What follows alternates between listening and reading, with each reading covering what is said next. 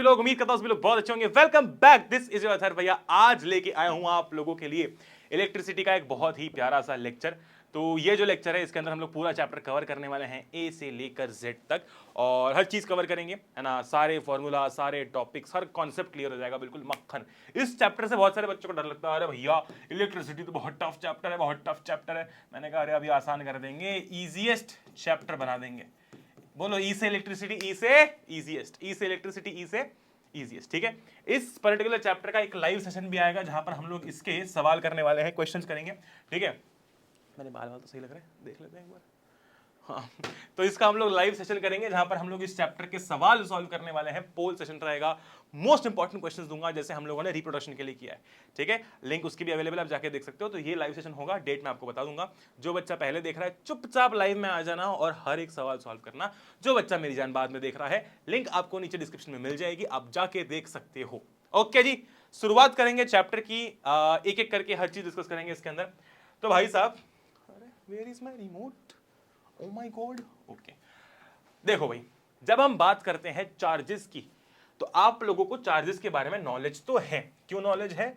इसीलिए नॉलेज है क्योंकि बचपन में हम लोगों ने 9th क्लास के अंदर पढ़ रखा है एटम के बारे में। ठीक है, एक एटम के अंदर क्या होता है? बीच में होता है हमारा न्यूक्लियस, इसके अंदर क्या होते हैं? न्यूट्रॉन्स और प्रोटॉन्स होते हैं। ठीक है, और इसके अराउंड क्या होती है? ये ऐसी आपके ऑर्बिटल्स बने होते हैं जैसे हमारे यूनिवर्स में ना। और यहां पर कौन घूम रहा होता है? इलेक्ट्रॉन्स घूम रहे होते हैं। कौन घूम रहा होता है? इलेक्ट्रॉन्स घूम रहे होते हैं। इलेक्ट्रॉन्स बेचारे लावारिस हैं, है ना, इलेक्ट्रॉन्स बेचारे लावारिस हैं, और ये जो हमारे प्रोटॉन्स हैं इनका घर है। ठीक है, तो ये चार्जेस, इनके बारे में हम लोगों ने बात की थी, पॉजिटिव, नेगेटिव। ठीक है, अब चार्ज बेसिकली क्या है ना, चार्ज बेसिकली क्या है बात करते हैं। ठीक है, so charge is a fundamental particle of matter. बिल्कुल, fundamental particle of matter.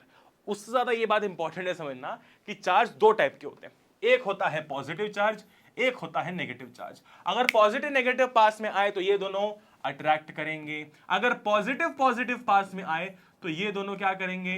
Repel करेंगे। ये दोनों क्या करेंगे? अट्रैक्ट करेंगे। ये दोनों क्या करेंगे? रिपेल करेंगे। तो like charges repel each other, एक जैसे तो दूर भागेंगे। ठीक है, और unlike charges attract each other. ठीक है, ऐसी होता है। रिलेशनशिप्स भी ऐसी होता है कि दो लोग जिनकी शादी हो रही होती है, बहुत सारे टाइम ऐसा होता है, या फिर दो लोग जो पार्टनर्स होते हैं, बहुत सारी बार ऐसा होता है कि दोनों बहुत अपोजिट पोल्स होते हैं। ठीक है, एक कुछ और सोचता है, एक कुछ और सोचता है, एक की पसंद कुछ और होती है, एक की पसंद कुछ और होती है, इसलिए तो वो साथ में है। ठीक है, अरे वाह भैया, दुख तीनस पे हाथ रख दिया। ठीक है, तो भैया unlike charges will attract each other. Okay जी, शानदार। ठीक है जी, बहुत बढ़िया, वेरी गुड। आगे चलते हैं, ये बात तो हम लोगों ने डिस्कस कर ली। अब यहां पर इस चैप्टर के अंदर हमको क्या क्या पढ़ना है? हमें पढ़ना है स्टैटिक इलेक्ट्रिसिटी के बारे में। उसके बारे में इतना नॉलेज हमको नहीं लेना, बिकॉज वो चीज ज्यादा हम लोग 11th 12th में पढ़ते हैं। ठीक है, हमें मेन पढ़ना है करंट इलेक्ट्रिसिटी के बारे में। ये करंट इलेक्ट्रिसिटी क्या चीज है, करंट कैसे फ्लो करता है, वगैरह वगैरह वगैरह। ठीक है, सबसे पहले स्टैटिक का थोड़ा सा डिस्कशन करते हैं। स्टैटिक का मतलब क्या है? देखो, static electricity deals with the electric charges at rest. इसका क्या मतलब है? अच्छा, तुमने बहुत सारी बार देखा होगा, जैसे तुम अगर जनरली ठंड में ऐसा होता है कि अगर आप चेयर को हाथ लगा दो, या फिर जनरली भी चेयर को हाथ लगा दो तो आपको करंट लग जाता है ना। ब्लैंकेट में ऐसे आप ऐसे हाथ घुमाओगे तो आपको ऐसे करंट करंट करंट लगेगा। तो ये सब क्यों होता है? It is because of static electricity. ठीक है, it is because of these charges. क्या होता है, आप जब ऐसे वो रब करते हो अपने सर पे, स्केल रब करते हो, और आपने देखा होगा कि वो जो शार्पनर के जो छिलके होते हैं वो अट्रैक्ट हो जाते हैं। ठीक है ना। तो ये सब क्यों हो रहा होता है? This is because of static electricity. ये उसी का एक पार्ट है कि भैया चार्जेस देखो रेस्ट पे थे, है ना, स्केल भी चुपचाप बढ़िया बैठी हुई थी, और आपने क्या किया? उसको रब कर दिया। रब करने के कारण क्या हुआ? यहाँ से चार्जेस ट्रांसफर हो गया। ठीक है, अब वहां पर वो चार्ज बढ़ गया, अब आप किसी के पास लेके जाओगे तो वो अट्रैक्ट होता है ना, वो जो शार्पनर की जो चिप्स होती है वो। खैर, उसके बारे में इतना डिस्कशन नहीं करना, इसलिए मैं इतना ज्यादा उसके बारे में कुछ बता नहीं रहा हूँ। ठीक है, हमें मेन बात करनी है करंट इलेक्ट्रिसिटी के बारे में। ये हमारा मेजर टॉपिक है, स्टैटिक पर हम लोग बात नहीं करते। ठीक है जी, शानदार। अब करंट इलेक्ट्रिसिटी क्या है? देखो, आपने एक चीज देखी होगी, वो ये है कि हमारे घरों में या फिर इन जनरल भी मेटल्स जो होते हैं, metals are a good conductor of electricity. ठीक है, और नॉन मेटल्स नहीं होते। ऐसा क्यों होता है? ये बात हम समझते हैं। देखो, बड़ी सिंपल सी बात है। जैसे कि जब मैं बात करता हूँ मेटल्स की, थोड़ा मेटल्स का हम लोग एटम ड्रॉ करते हैं, ठीक है। ये मेटल है, ठीक है, और ये क्या है, ये नॉन मेटल है ना, ये नॉन मेटल है। आपने देखा होगा कि नॉन मेटल ज्यादा इंसुलेटर्स का काम करते हैं। इंसुलेटर्स मतलब क्या, जो इलेक्ट्रिसिटी कंडक्ट नहीं करते, और मेटल जनरली कंडक्टर का काम करते हैं। ऐसा क्यों? क्योंकि यहां पर ध्यान से देखो, ये जो आपका न्यूक्लियस है ना, इसके अंदर जो न्यूट्रॉन्स है, प्रोटॉन्स है, ये क्या कर रहे हैं, इसके अराउंड जो इलेक्ट्रॉन्स घूम रहे हैं ना, इन्हें पकड़ के रखे हुए हैं। सेंट्रीपिटल फोर्स, इतना डिटेल में नहीं जाएंगे, लेकिन तुम बस इतना समझो कि सन के अराउंड सारे प्लैनेट्स घूम रहे हैं ग्रेविटेशनल फोर्स के कारण, राइट। सेम चीज यहां पर है कि इसके अराउंड इलेक्ट्रॉन्स घूम रहे हैं, राइट, इसके अराउंड इलेक्ट्रॉन्स घूम रहे हैं। लेकिन दिक्कत क्या होती है, एक बात समझना कि इलेक्ट्रिसिटी कब कंडक्ट होती है, जब फ्री इलेक्ट्रॉन्स प्रेजेंट हो। क्या प्रेजेंट हो? फ्री इलेक्ट्रॉन्स प्रेजेंट हो, ठीक है। फ्री इलेक्ट्रॉन्स की रिक्वायरमेंट है, ओके। तो क्या होता है ना कि अब इसका स्ट्रक्चर काफी बड़ा है, ये न्यूट्रॉन है। अब न्यूट्रॉन जो है उस बेचारे की निगरानी, जैसे कि मान लो यहाँ के एक इलेक्ट्रॉन की हम बात करते हैं, यहाँ पर एक इलेक्ट्रॉन है, ठीक है। अब ये जो आपका न्यूक्लियस है, ठीक है, ये इलेक्ट्रॉन इस न्यूक्लियस से काफी दूर है। बहुत लेमैन्स लैंग्वेज में समझा रहा हूँ, बेसिक बात, ये न्यूक्लियस से बहुत ज्यादा दूर है कि नहीं। बहुत दूर होने के कारण क्या हो रहा है कि इसकी निगरानी इस पर इतनी ज्यादा रह नहीं पाती और ये सुमड़ी में बाहर निकल जाता है, ठीक है। ये मिल गया आपको फ्री इलेक्ट्रॉन, क्योंकि इसका स्ट्रक्चर बड़ा है। किस किस पर ध्यान रखेगा बेचारा। वही जब मैं बात करता हूं नॉन मेटल की, तो यहां पर देखो, यहां पर इसकी निगरानी सब पे नजर है। क्यों नजर है? इसलिए नजर है क्योंकि सब इसके पास में है, तो ये किसी को बाहर नहीं जाने देता। तो यहां पर फ्री इलेक्ट्रॉन्स का चांस ही नहीं बन पाता। यहां बन पाता है क्योंकि यहां पर इससे दूर है, तो ये सुमड़ी में बाहर निकल जाते इलेक्ट्रॉन्स, ठीक है। Very good. अब एक कंडक्टर के अंदर क्या प्रेजेंट होते हैं? फ्री इलेक्ट्रॉन्स प्रेजेंट होते हैं, जो हमने बात करी। एक कंडक्टर के अंदर क्या होता है? फ्री इलेक्ट्रॉन्स प्रेजेंट होते हैं, है ना। जो ये हमने बात की ना अभी, इस तरीके से ऐसे इलेक्ट्रॉन्स बाहर निकलते हैं और ये सारे देखो ऐसे फ्री इलेक्ट्रॉन्स प्रेजेंट होते हैं। लेकिन ये जो फ्री इलेक्ट्रॉन्स होते हैं ना, अब इनके बारे में हम लोग आगे चर्चा करेंगे, यहां तक बहुत है। ये बात ध्यान रखना कि अगर आपको इलेक्ट्रिसिटी कंडक्ट करवानी है तो फ्री इलेक्ट्रॉन्स की रिक्वायरमेंट होगी, ओके। क्लियर है बात? शानदार। हम लोग बात कर रहे थे चार्ज की। किसकी बात कर रहे थे? चार्ज की बात कर रहे थे, ठीक है। शानदार। तो भैया चार्ज को आप डिनोट किससे करते हो? चार्ज को डिनोट किया जाता है क्यू से। किससे? क्यू से, ठीक है। वेरी गुड, है ना। चार्ज दो टाइप का हो सकता है, पॉजिटिव चार्ज, नेगेटिव चार्ज, ठीक। अगर मैं बात करता हूं सबसे बेसिक चार्ज की, सबसे बिल्कुल यूनिट लेवल की चार्ज की, अगर बहुत छोटे से चार्ज की बात करता हूं, तो वो क्या है? That is charge on one electron. ध्यान से समझना क्या कह रहा हूं मैं। जैसे कि ये पेन है, या फिर फॉर एग्जांपल ये रिमोट है, ठीक है। इन सब पे क्या है? इन सब के अंदर प्रोटॉन्स भी है, इलेक्ट्रॉन्स भी, चार्ज प्रेजेंट है यहाँ पर, ठीक है। यहाँ पर चार्ज प्रेजेंट है, ठीक है। अब कोई मुझसे पूछता है कि बताओ इस पर कितना चार्ज है, इस पर कितना चार्ज है, तो आपको सिंपली क्या करना है? आपको सिंपली ये बताना है कि इसके अंदर नंबर ऑफ इलेक्ट्रॉन्स कितने हैं। क्यों?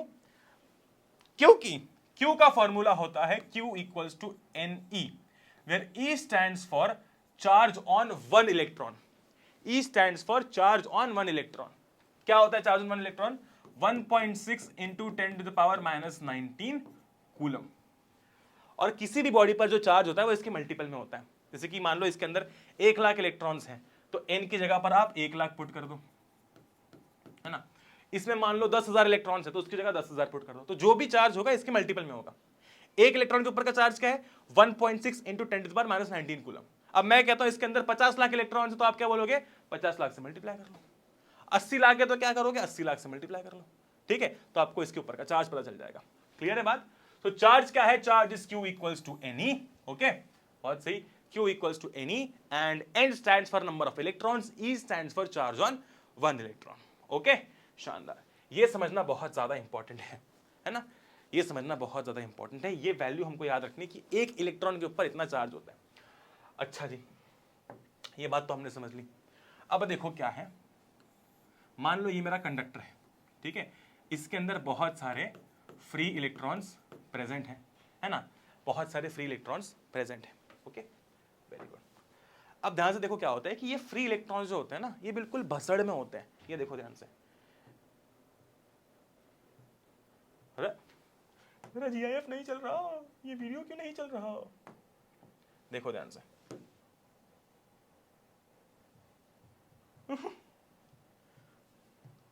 चल जा भाई, what has happened to you? अभी चलेगा, रुको।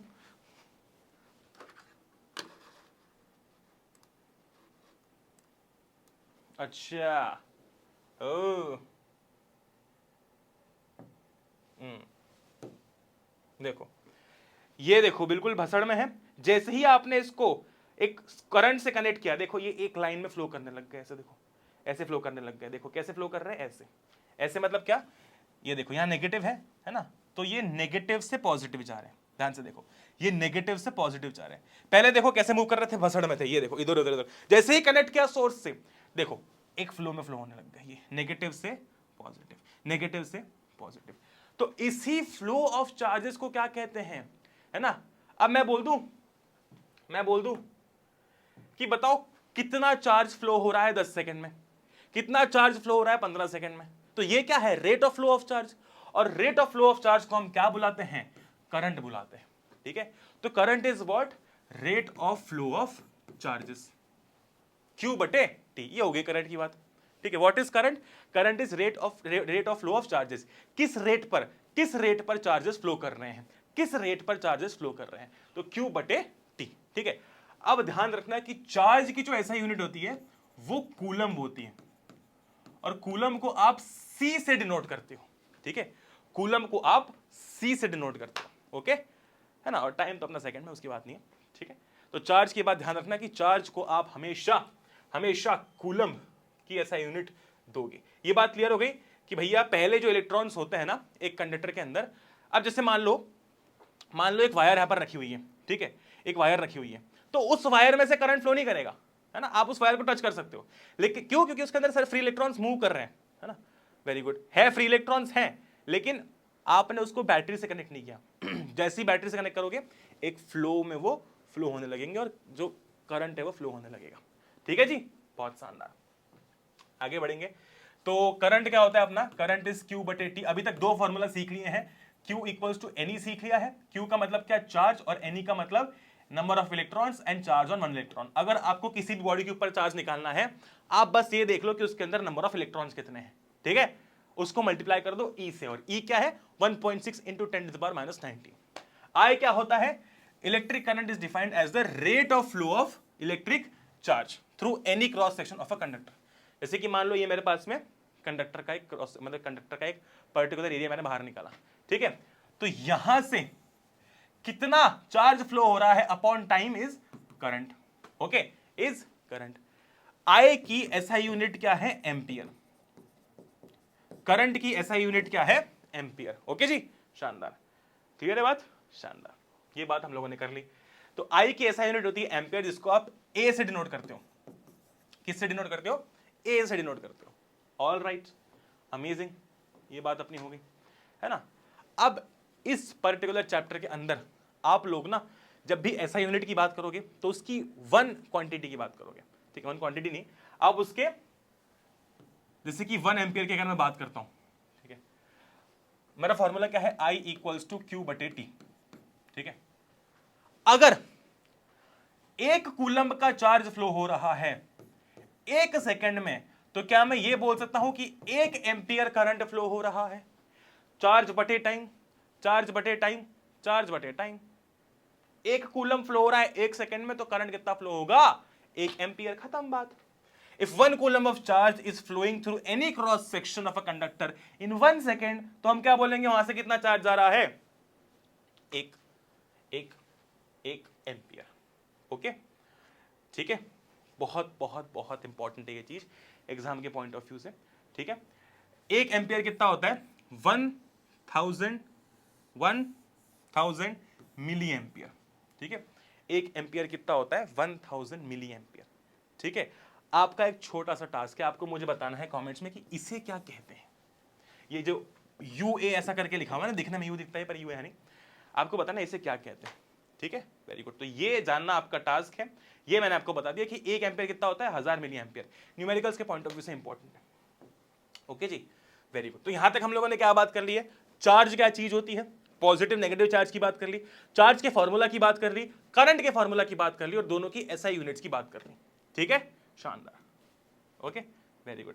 अब देखो, मान लो आपसे कोई कहता है कि यार 100 कूलम का चार्ज जो है, 100 कूलम का चार्ज जो है वो 10 सेकंड में एक क्रॉस सेक्शन में से 100 कूलम चार्ज फ्लो कर रहा है इन 10 सेकंड्स। आपको बताना है वहां से कितना करंट फ्लो करना है। ठीक है, वहां से कितना करंट फ्लो कर रहा है, ये आपका टाइम हो गया।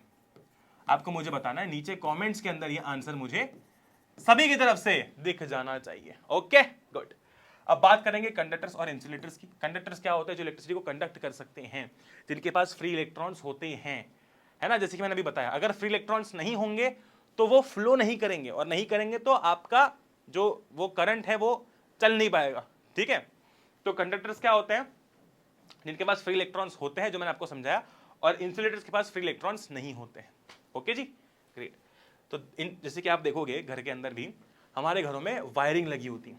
अब वायर कॉपर की है क्योंकि उसमें से करंट फ्लो कर रहा है, क्योंकि कॉपर के पास में फ्री इलेक्ट्रॉन्स हैं, लेकिन उसके ऊपर की जो केसिंग होती है वो मेटल की नहीं, वो नॉन मेटल की होती है। क्यों? वो आप देखोगे जनरली रबर या प्लास्टिक है। ठीक है, क्यों ऐसा?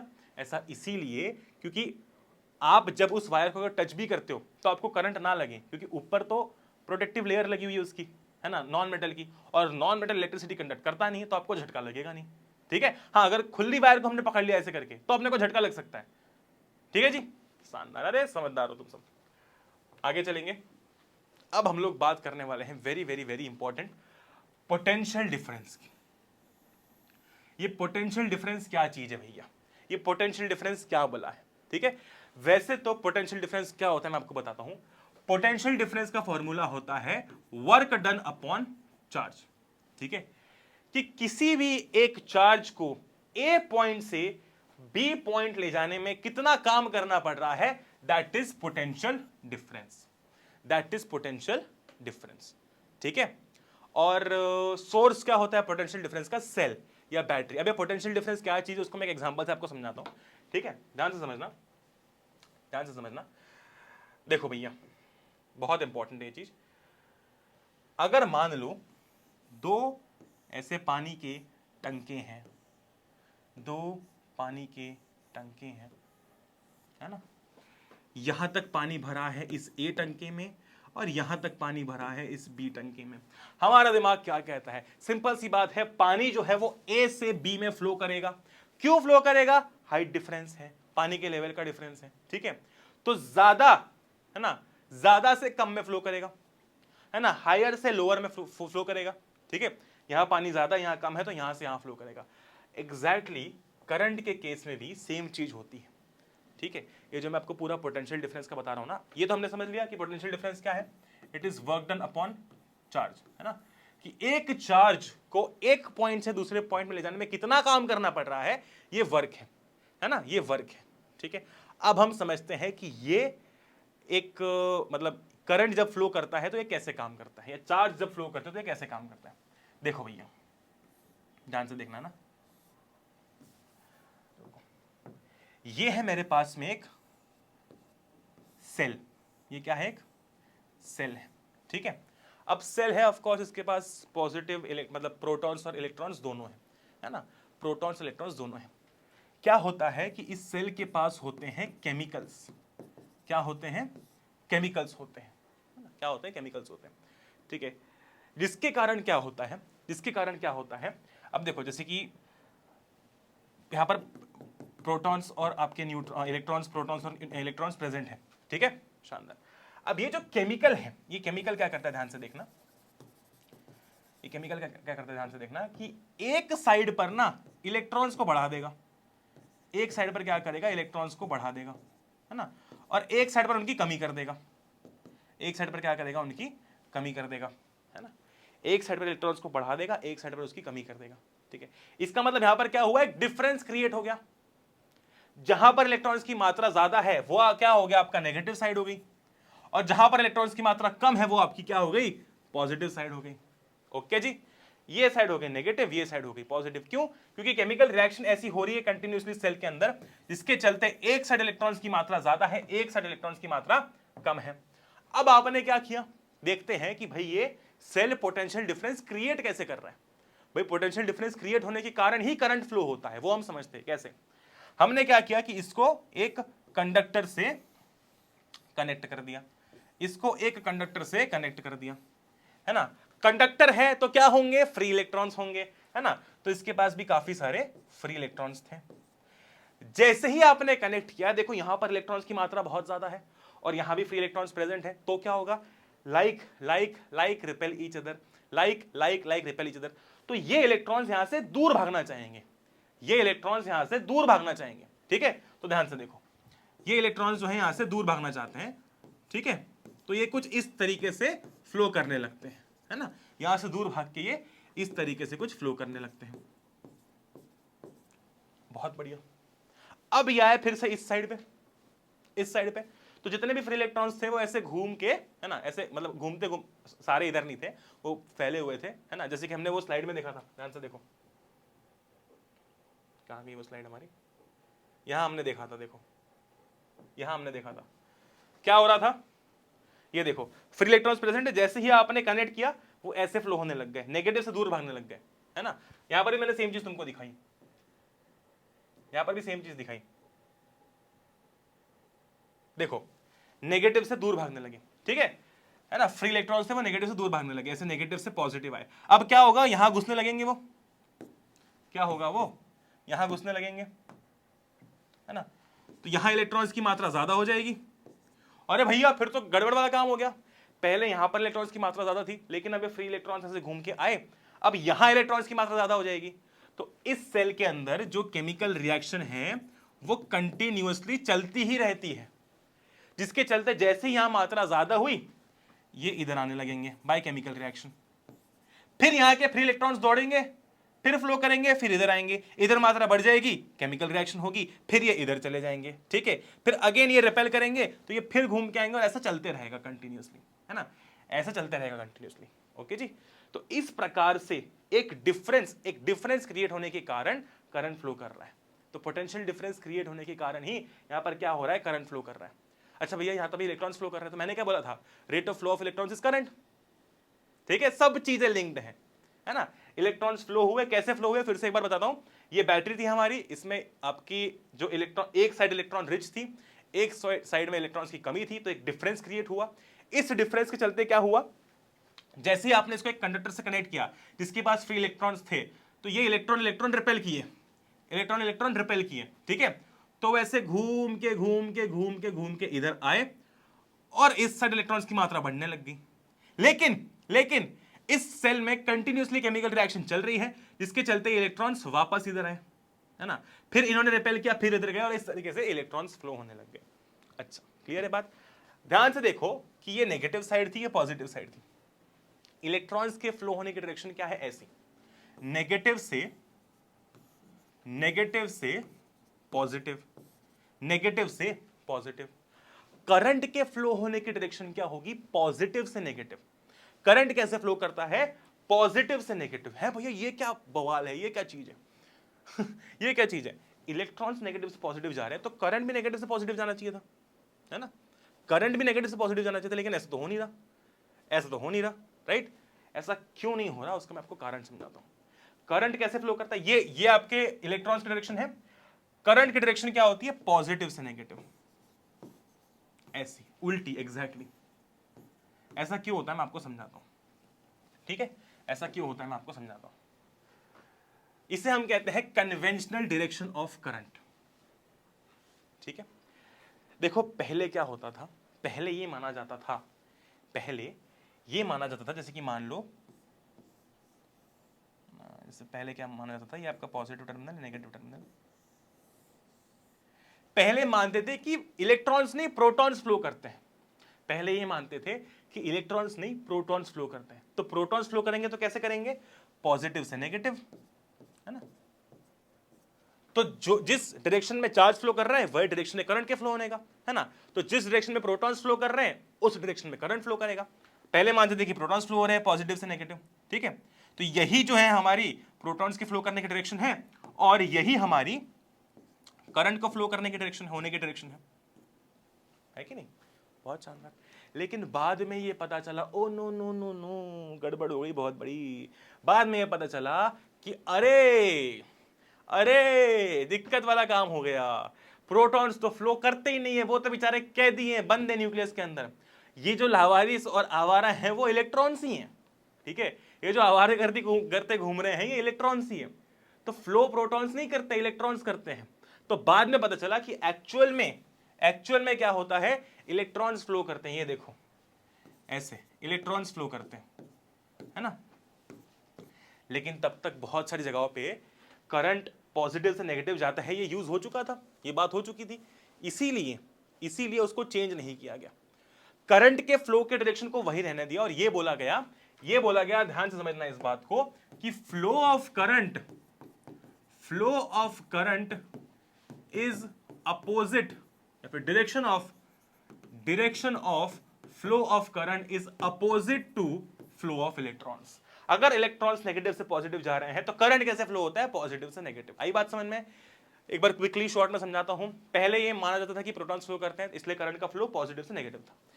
बाद में ये पता चला कि प्रोटॉन्स नहीं, इलेक्ट्रॉन्स फ्लो करते हैं, तो उसका डायरेक्शन नेगेटिव से पॉजिटिव हो गया, ठीक है। इलेक्ट्रॉन्स फ्लो करते तो क्या होता है, नेगेटिव से पॉजिटिव फ्लो हो रहे हैं, हमने अभी देखा। लेकिन अब क्या करें, करंट के डायरेक्शन को चेंज तो कर नहीं सकते, इसलिए बोल दिया कि भाई करंट जो है वो तो पॉजिटिव से नेगेटिव जा रहा है, ऐसा ही हम लोग मानेंगे।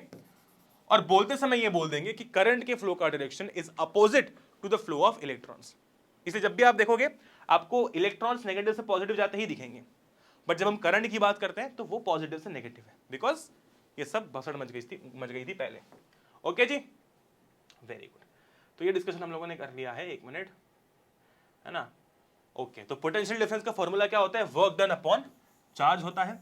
क्या होता है, वर्क डन अपॉन चार्ज होता है। पोटेंशियल डिफरेंस काम कैसे करता है, एक बैटरी कैसे पोटेंशियल डिफरेंस क्रिएट करती है जिसके कारण करंट फ्लो होता है, ये हमने देख लिया, ठीक है।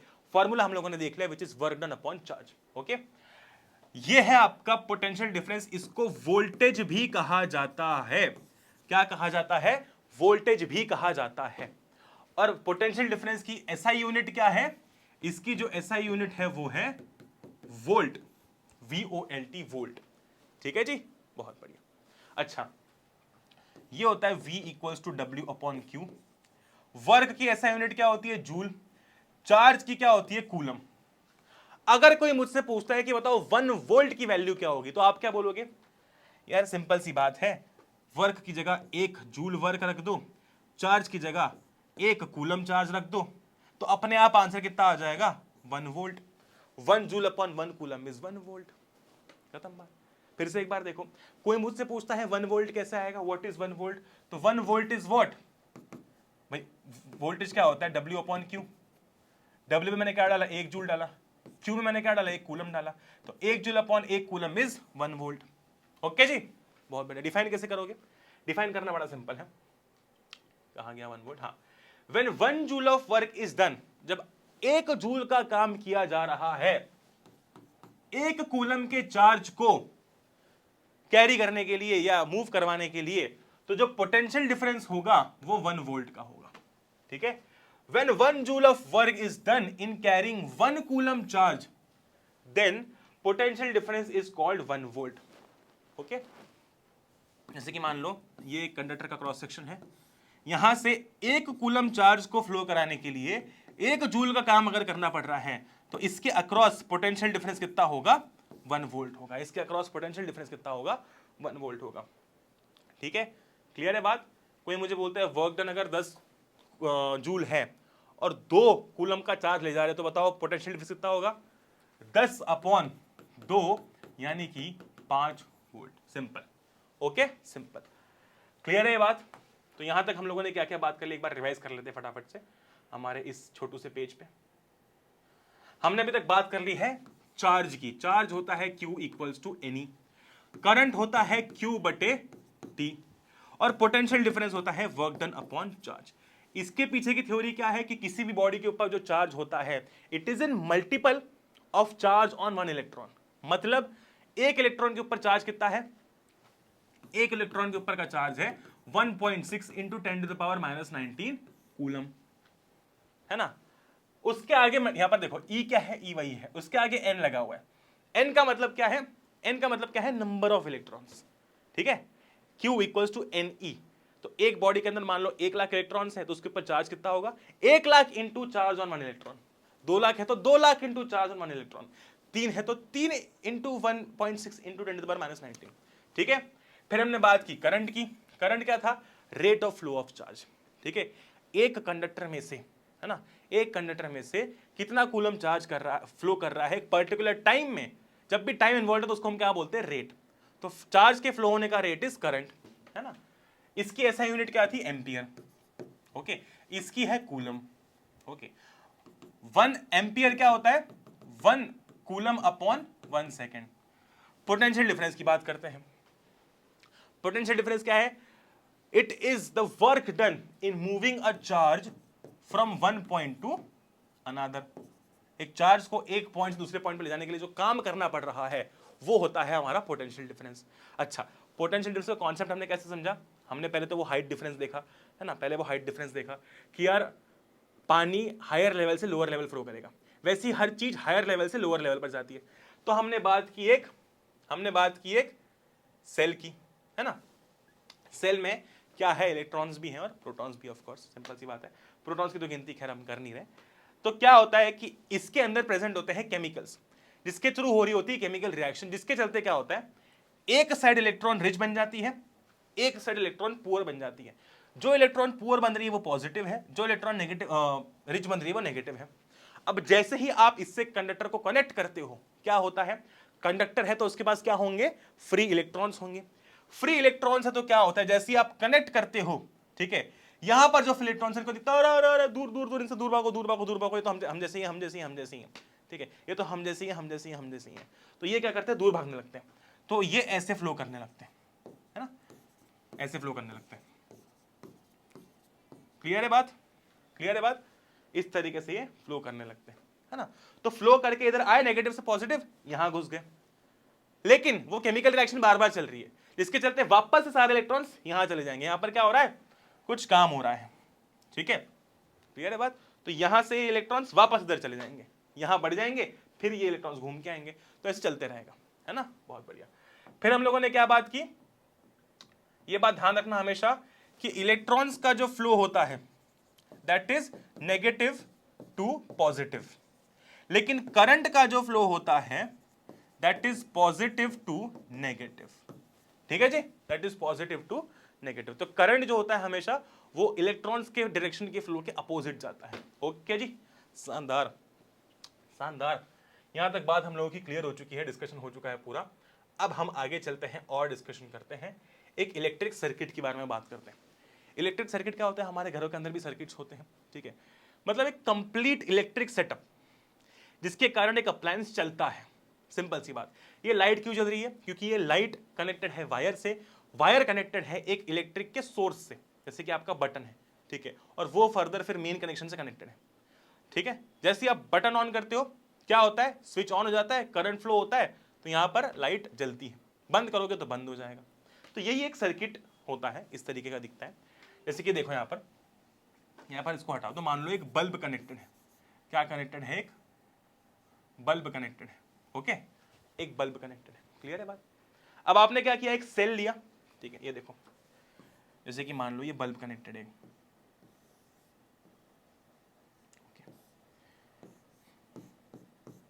बेसिक समझाता हूं पहले, और यहां पर एक की है। जैसे ये बल्ब मान लो यहां कहीं पड़ा होता तो वो जलता नहीं, लेकिन जैसे ही आपने इसको एक सर्किट से कनेक्ट किया, मतलब एक सोर्स से कनेक्ट किया, ठीक है, ये आपकी क्या है, बैटरी है, पॉजिटिव नेगेटिव साइड, ठीक है। जैसे ही आप स्विच ऑन करोगे, मान इसको स्विच मान लो, ये स्विच है, ये क्या है, स्विच है। जैसे ही आप ये स्विच ऑन करोगे क्या होगा, करंट पॉजिटिव से नेगेटिव में फ्लो होने लगेगा। मतलब इन शॉर्ट हो क्या रहा है, एक्चुअली इलेक्ट्रॉन्स नेगेटिव से पॉजिटिव फ्लो हो रहे हैं, तो हम ये बोल रहे हैं कि करंट पॉजिटिव से नेगेटिव फ्लो हो रहा है। यहां तक बात क्लियर है हम सबको, ठीक है। ये स्विच, मतलब मैंने स्विच अभी बोला, लेकिन इसको बोलते हैं की। आप जब साइंस लैब में जाओगे एक्सपेरिमेंट करने, फिजिक्स लैब में, तो आपको वो करवाएंगे, है ना। ये जो की होती है, जैसे मान लो इस तरीके की दिखती है, इस तरीके की क्या है, की दिखती है, ठीक है। तो वहां पर ऐसा एक चीज ऐसी प्लेस्ड होती है, एक सेटअप प्लेस्ड होता है, जैसे आप वो की उसके अंदर डालोगे, स्विच ऑन हो गया और करंट फ्लो होने लगेगा। जैसे की निकाल लोगे, सर्किट ब्रेक हो गया तो करंट फ्लो नहीं होगा। ठीक है, वैसे ही हमारा भी होता है, स्विच ऑन करोगे तो करंट फ्लो होगा, ऑफ कर दोगे तो करंट फ्लो नहीं होगा। ठीक है, बहुत बढ़िया। The closed path along which N electric current flows is called an electric circuit. देखो क्लोज्ड पाथ क्यों बोला गया है, क्योंकि अगर आप यहां से की को हटा दो तो क्या होगा, तो होगा ये, तो क्या होगा, तो होगा ये कि भैया अब की हटा दी तो सर्किट ब्रेक हो गया, सर्किट ब्रेक हो गया तो करंट फ्लो नहीं करेगा। ओके, ग्रेट जी ग्रेट, है ना। अब हम लोग एक एक करके ना, एक एक करके कुछ चीजें समझते हैं। क्या चीजें समझते हैं, चीजें हैं, पहला है एमीटर। ये एमीटर क्या होता है, ध्यान से देखो, आप देखोगे यहां पर इस सर्किट में एक एमीटर लगा हुआ है। एमीटर से आप ये मेजर कर सकते हो कि एक सर्किट में कितना करंट फ्लो हो रहा है। ठीक है, एक एमीटर से आप ये मेजर कर सकते हो कि एक सर्किट के अंदर कितना करंट फ्लो हो रहा है, 5, 10, 15, 20 एम्पियर कितना करंट फ्लो हो रहा है, वो चीज एक एम्पियर बताता है। जनरली एम्पियर जो होता है, ठीक है, एम्पियर जो होता है, एम्पियर जो होता है वो, सॉरी एमीटर जो होता है वो हाई करंट्स या थोड़े बड़े बड़े करंट्स जो हैं इन्हें मेजर करने के लिए इस्तेमाल किया जाता है। दूसरी साइड आपको स्क्रीन पर एक गैल्वेनोमीटर का फोटो दिख रहा होगा, एक होता है गैल्वेनोमीटर। ठीक है, ये भी करंट मेजर करने के लिए ही इस्तेमाल किया जाता है, लेकिन ध्यान रखना कि ये थोड़े से छोटे करंट्स मेजर करने के लिए जो है वो यूज किया जाता है ना। और एक चीज बहुत इंपॉर्टेंट कि गैल्वेनोमीटर करंट का डायरेक्शन भी दिखाता है। गैल्वेनोमीटर करंट का डायरेक्शन भी दिखाता है ना। जैसे कि आप स्क्रीन पर देख पा रहे हो, इधर करंट जा रहा है तो इधर का डायरेक्शन दिखाएगा, इधर जा रहा है तो इधर का डायरेक्शन दिखाएगा। तो करंट जो है, गैल्वेनोमीटर जो है वो करंट के साथ साथ उसका डायरेक्शन भी दिखाता है, कितना करंट फ्लो करता है वो तो दिखाएगा ही, ऑफ कोर्स स्मॉलर करंट्स के लिए, और डायरेक्शन भी दिखाता है। ओके जी, एमीटर क्या होता है, ये आपका सिर्फ और सिर्फ ये बताएगा, करंट का मैग्नीट्यूड बताएगा, कितना करंट फ्लो कर रहा है, 1, 2, 3 एम्पियर कितना फ्लो कर रहा है। ओके, फिर अगला होता है हमारा वोल्ट मीटर। जैसे एम मीटर करंट मेजर करने के लिए इस्तेमाल किया जाता है, वैसे ही वोल्ट मीटर पोटेंशियल डिफरेंस या वोल्टेज मेजर करने के लिए किया जाता है। ठीक है, ध्यान से देखो, ध्यान से देखो, ये देखो, ये वोल्ट मीटर लगा हुआ है ना, तो इसके अक्रॉस यहां पर पोटेंशियल डिफरेंस मेजर करने के लिए ये वोल्ट मीटर इस्तेमाल किया जाता है। ये थोड़ा हम आगे और सीखेंगे चैप्टर में। ठीक है, क्लियर है बात। तो एम मीटर करंट मेजर करने के लिए, इसका यूजेज इतना ही है, एग्जाम में भी इतना ही पोर्शन पूछा जाता है, क्या यूज होता है करंट मेजर करने के लिए, क्या यूज होता है पोटेंशियल डिफरेंस मेजर करने के लिए। ठीक है, बहुत सही। ओके जी, ग्रेट। एक बात ध्यान रखना कि वोल्ट मीटर को पैरेलल में लगाया जाता है और एम मीटर को सीरीज में लगाया जाता है। अब ये क्या है वो मैं समझाऊंगा आपको आगे, लेकिन ध्यान रखना कि वोल्ट मीटर को पैरेलल में लगाते हैं और एमीटर सीरीज में लगाते हैं, नोट डाउन कर लेना, बहुत इंपॉर्टेंट है। ओके जी, तो यहां पर हम लोगों ने पोटेंशियल डिफरेंस तक बात कर ली है। अब हम बात करते हैं कि भाई एक सर्किट के और क्या कंपोनेंट्स होते हैं, कैसे कैसे दिखते हैं। तो इलेक्ट्रिक सेल ऐसा दिखता है यार, देख लो मतलब अब इसमें कुछ समझाने लायक बात होती नहीं है। जैसे कि ये जब आप एक सिंगल डंडी, बड़ी डंडी और एक छोटी डंडी देखो, तो बड़ी डंडी इज पॉजिटिव, छोटी डंडी इज नेगेटिव, है ना। अगर ऐसे आप सेल्स को कंबाइन कर दो, एक सेल, है ना, एक सेकंड, एक सेल, ये दूसरा सेल, ये तीसरा सेल, ऐसे कंबाइन कर दो, ठीक है, तो सेल्स का कॉम्बिनेशन क्या बन जाएगा, सेल्स का कॉम्बिनेशन बन जाएगी बैटरी। ठीक है, तो इधर की जो बड़ी डंडी है वो पॉजिटिव, इधर की छोटी डंडी इज नेगेटिव। ओके, तो ये हो गया अपना बैटरी का कॉम्बिनेशन ऑफ सेल्स। की जैसे कि मैंने बात की या स्विच, है ना, उसको आप ऐसे दिखाते हो अगर ओपन है तो, और ऐसे दिखाते हो अगर क्लोज है तो, या फिर स्विच ऑन है तो। ठीक है, ध्यान रखना, अगर यहाँ पर ये बिंदी नहीं बनी हुई, डॉट नहीं बनी हुई, इसका मतलब स्विच क्लोज है, सॉरी ओपन है। फिर आगे बात करेंगे वायर जॉइंट की। तो देखो बड़ी सिंपल सी बात है, एक वायर ऐसी, एक वायर ऐसी, और अगर यहाँ पर ऐसे मार्किंग दी हुई है तो वो जॉइंट है। अगर ऐसा है ना, और ये इसके ऊपर से निकल रही है, ठीक है, तो ये वायर है, जो वायर क्रॉसिंग विदाउट ज्वाइनिंग। ठीक है, शानदार। फिर एक बल्ब कैसा दिखता है, ऐसा दिखता है बल्ब भैया। ओके, बल्ब ऐसा दिखता है। रेजिस्टर या फिर रेजिस्टर जिसके हम लोग आगे बात करेंगे, वो कैसा दिखता है, वो ऐसा दिखता है। ठीक है, बहुत बढ़िया। ओके जी, वेरिएबल रेजिस्टेंस, मतलब अगर रेजिस्टेंस चेंज हो रहा है, वेरिएबल है, तो कैसे दिखता है, ऐसा दिखता है, ऐसा ऐसा ऐसा ऐसा ऐसा ऐसा ऐसा दिखता है। उसके ऊपर एक एरो लगा दो, ये वेरिएबल रेजिस्टेंस है। ठीक है, अब एम मीटर जो है उसको आप डिनोट कैसे करते हो, ऐसे। ठीक है, पॉजिटिव नेगेटिव, और वोल्ट मीटर को ऐसे, पॉजिटिव एंड नेगेटिव। ओके जी, शानदार, क्लियर है बात। अब हम लोग बात करने वाले हैं ओम्स लॉ की। ये ओम्स लॉ क्या बला है, ओम्स लॉ क्या चीज है, वो हम लोग बात करने वाले हैं। इसका मतलब ये है कि भैया it states that the current through a conductor between 2 points is directly proportional to the voltage across 2 points provided external condition remain constant like temperature। ठीक है, क्या मतलब है इसका? मान लो एक कंडक्टर है, ठीक है, एक कंडक्टर है, तो इसके अक्रॉस ये कह रहा है कि the current through a conductor between 2 points, the current through a conductor between 2 points, है ना, ये करंट जा रहा है, is directly proportional to the potential difference across the 2 points. ठीक है, तो करंट जो है वो पोटेंशियल डिफरेंस के डायरेक्टली प्रोपोर्शनल होता है। मतलब अगर आप पोटेंशियल डिफरेंस बढ़ाओगे तो करंट बढ़ेगा। देखो सिंपल सी बात है, अगर आप एक ज्यादा वोल्टेज की बैटरी लोगे तो ज्यादा करंट फ्लो होगा, लॉजिकल बात है। कम वोल्टेज की लोगे तो कम करंट होता है ना, सिंपल सी बात है। तो current is directly proportional to potential difference. Current is directly proportional to voltage. Voltage बढ़ाओगे करंट बढ़ेगा, वोल्टेज घटाओगे करंट घटेगा। ठीक है, बहुत सही। ओके, तो ये बात हमने कर ली कि जो हमारा करंट होता है it is directly proportional to potential difference. अगर पोटेंशियल डिफरेंस बढ़ाओगे तो करंट बढ़ेगा। ओके, बहुत बढ़िया। अब इसका एक मैथमेटिकल एक्सप्रेशन भी होता है कि current is directly proportional to potential difference. अब ये प्रोपोर्शनलिटी का साइन हटाने के लिए हम लोग क्या इस्तेमाल करते हैं, इक्वल टू का साइन इस्तेमाल करते हैं। ठीक है, क्लियर है बात, इक्वल टू का साइन इस्तेमाल करते हैं। तो यहां पर हम एक आर नामक चीज लगा देते हैं और ये हो जाता है इज इक्वल टू वी। तो v की वैल्यू कितनी है, आई आर, और r का मतलब क्या है, r स्टैंड्स फॉर रेजिस्टेंस। ठीक है, r क्या होता है, r stands for resistance. Clear है बात। तो ओम्स लॉ क्या कहता है कि करंट, मतलब एक current flowing through a conductor is directly proportional to the potential difference across its ends. ठीक है, कहां गया हमारा डायग्राम, है ना। अगर पोटेंशियल डिफरेंस आप बढ़ाओगे तो करंट भी बढ़ेगा। क्लियर है बात, सिंपल सी लॉजिकल बात है। ओके, अब इसका हमने मैथमेटिकल एक्सप्रेशन देखा कि current is directly proportional to potential difference. V होता है आई आर के बराबर, where R is the proportionality constant, है ना, and R stands for resistance. अब ये रेजिस्टेंस क्या चीज होती है भैया, ये जो रेजिस्टेंस है ये क्या होता है, क्यों होता है, वो हम लोग समझते हैं। देखो सिंपल सी भाषा में समझाता हूं। मुझे एक बात बताओ, अगर मान लो हमारा ये, कहां गया हमारा प्रेजेंटर स्क्रीन, देखना ध्यान से, अगर हमारा ये रोड है, ठीक है, इस रोड पे आप यहां पर हो, ठीक, और यहां पर बहुत सारा ट्रैफिक है, तो क्या ये रोड, ठीक, यहां पर बहुत सारा ट्रैफिक है, तो आपका जो फ्लो होगा, आपका जो फ्लो होगा वो डिस्टर्ब होगा।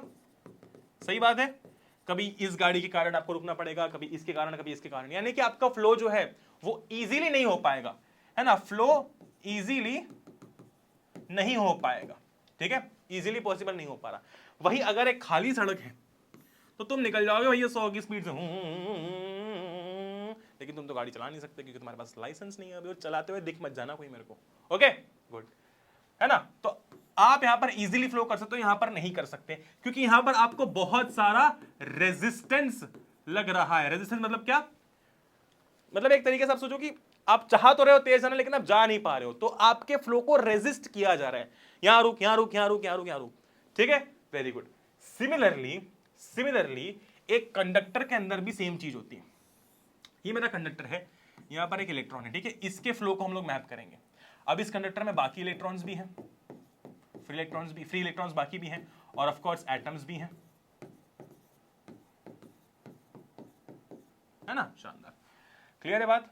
अब देखो बात ऐसी है कि इसके फ्लो को हम मैप करते हैं, ये जाएगा इससे टकराएगा, ठीक है, फिर इससे टकराएगा, इससे रिपेल करेगा, इससे रिपेल करेगा, इससे रिपेल करेगा, इससे टकराएगा, इससे रिपेल करेगा, तो ऐसे करके कुछ इसका फ्लो होगा।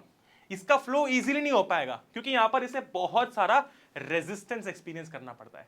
जैसे हम लोगों को रास्ते पे बहुत सारी गाड़ियां एक तरीके से रेजिस्टेंस ऑफर करती है, वैसे ही हमें यहां पर बहुत सारा रेजिस्टेंस इलेक्ट्रॉन को देखना पड़ता है। ठीक है, तो इलेक्ट्रॉन का फ्लो ईजी नहीं है। ठीक है, इलेक्ट्रॉन का फ्लो ईजी नहीं है। ओके, वेरी गुड, क्लियर है बात। इलेक्ट्रॉन का जो फ्लो है वो ईजी नहीं है। हमारी वो कहाँ गई, प्रेजेंटर व्यू कहाँ गया हमारा, गायब हो गया, कोई बात नहीं।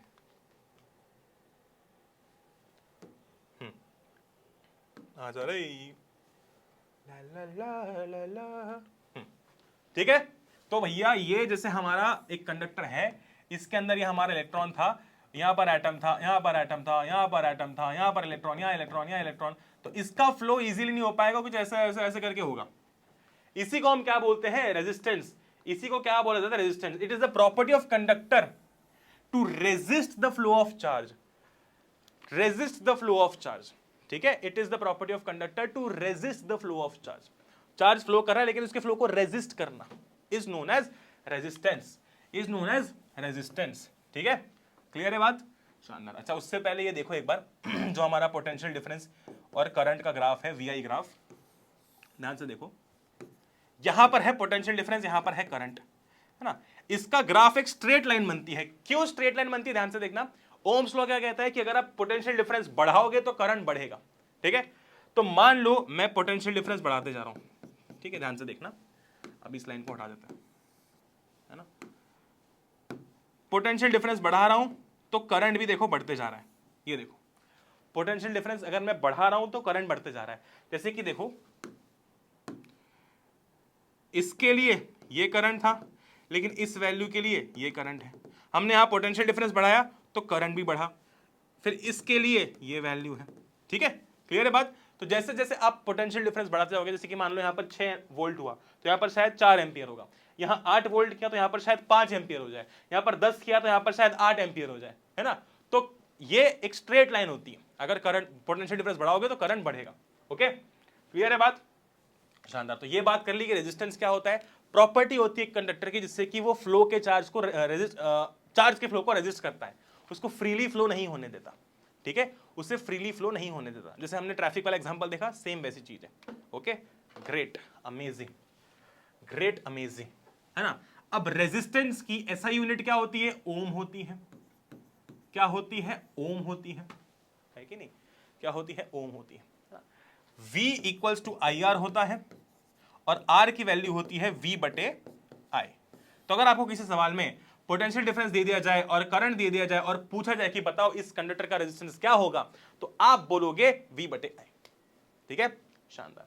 अब जैसे हम लोगों ने पोटेंशियल डिफरेंस में 1 वोल्ट देखा, करंट में 1 एम्पियर देखा, वैसे ही हम लोग रेजिस्टेंस में 1 ओम देखते हैं। क्या देखते हैं? 1 ओम देखते हैं। ओके जी, 1 ओम क्या हो जाएगा? देखो ध्यान से, अगर आप V की जगह 1 वोल्ट रख दो, I की जगह 1 एम्पियर रख दो, तो आंसर कितना आ जाएगा? 1 ओम। कितना आ जाएगा? 1 ओम आ जाएगा।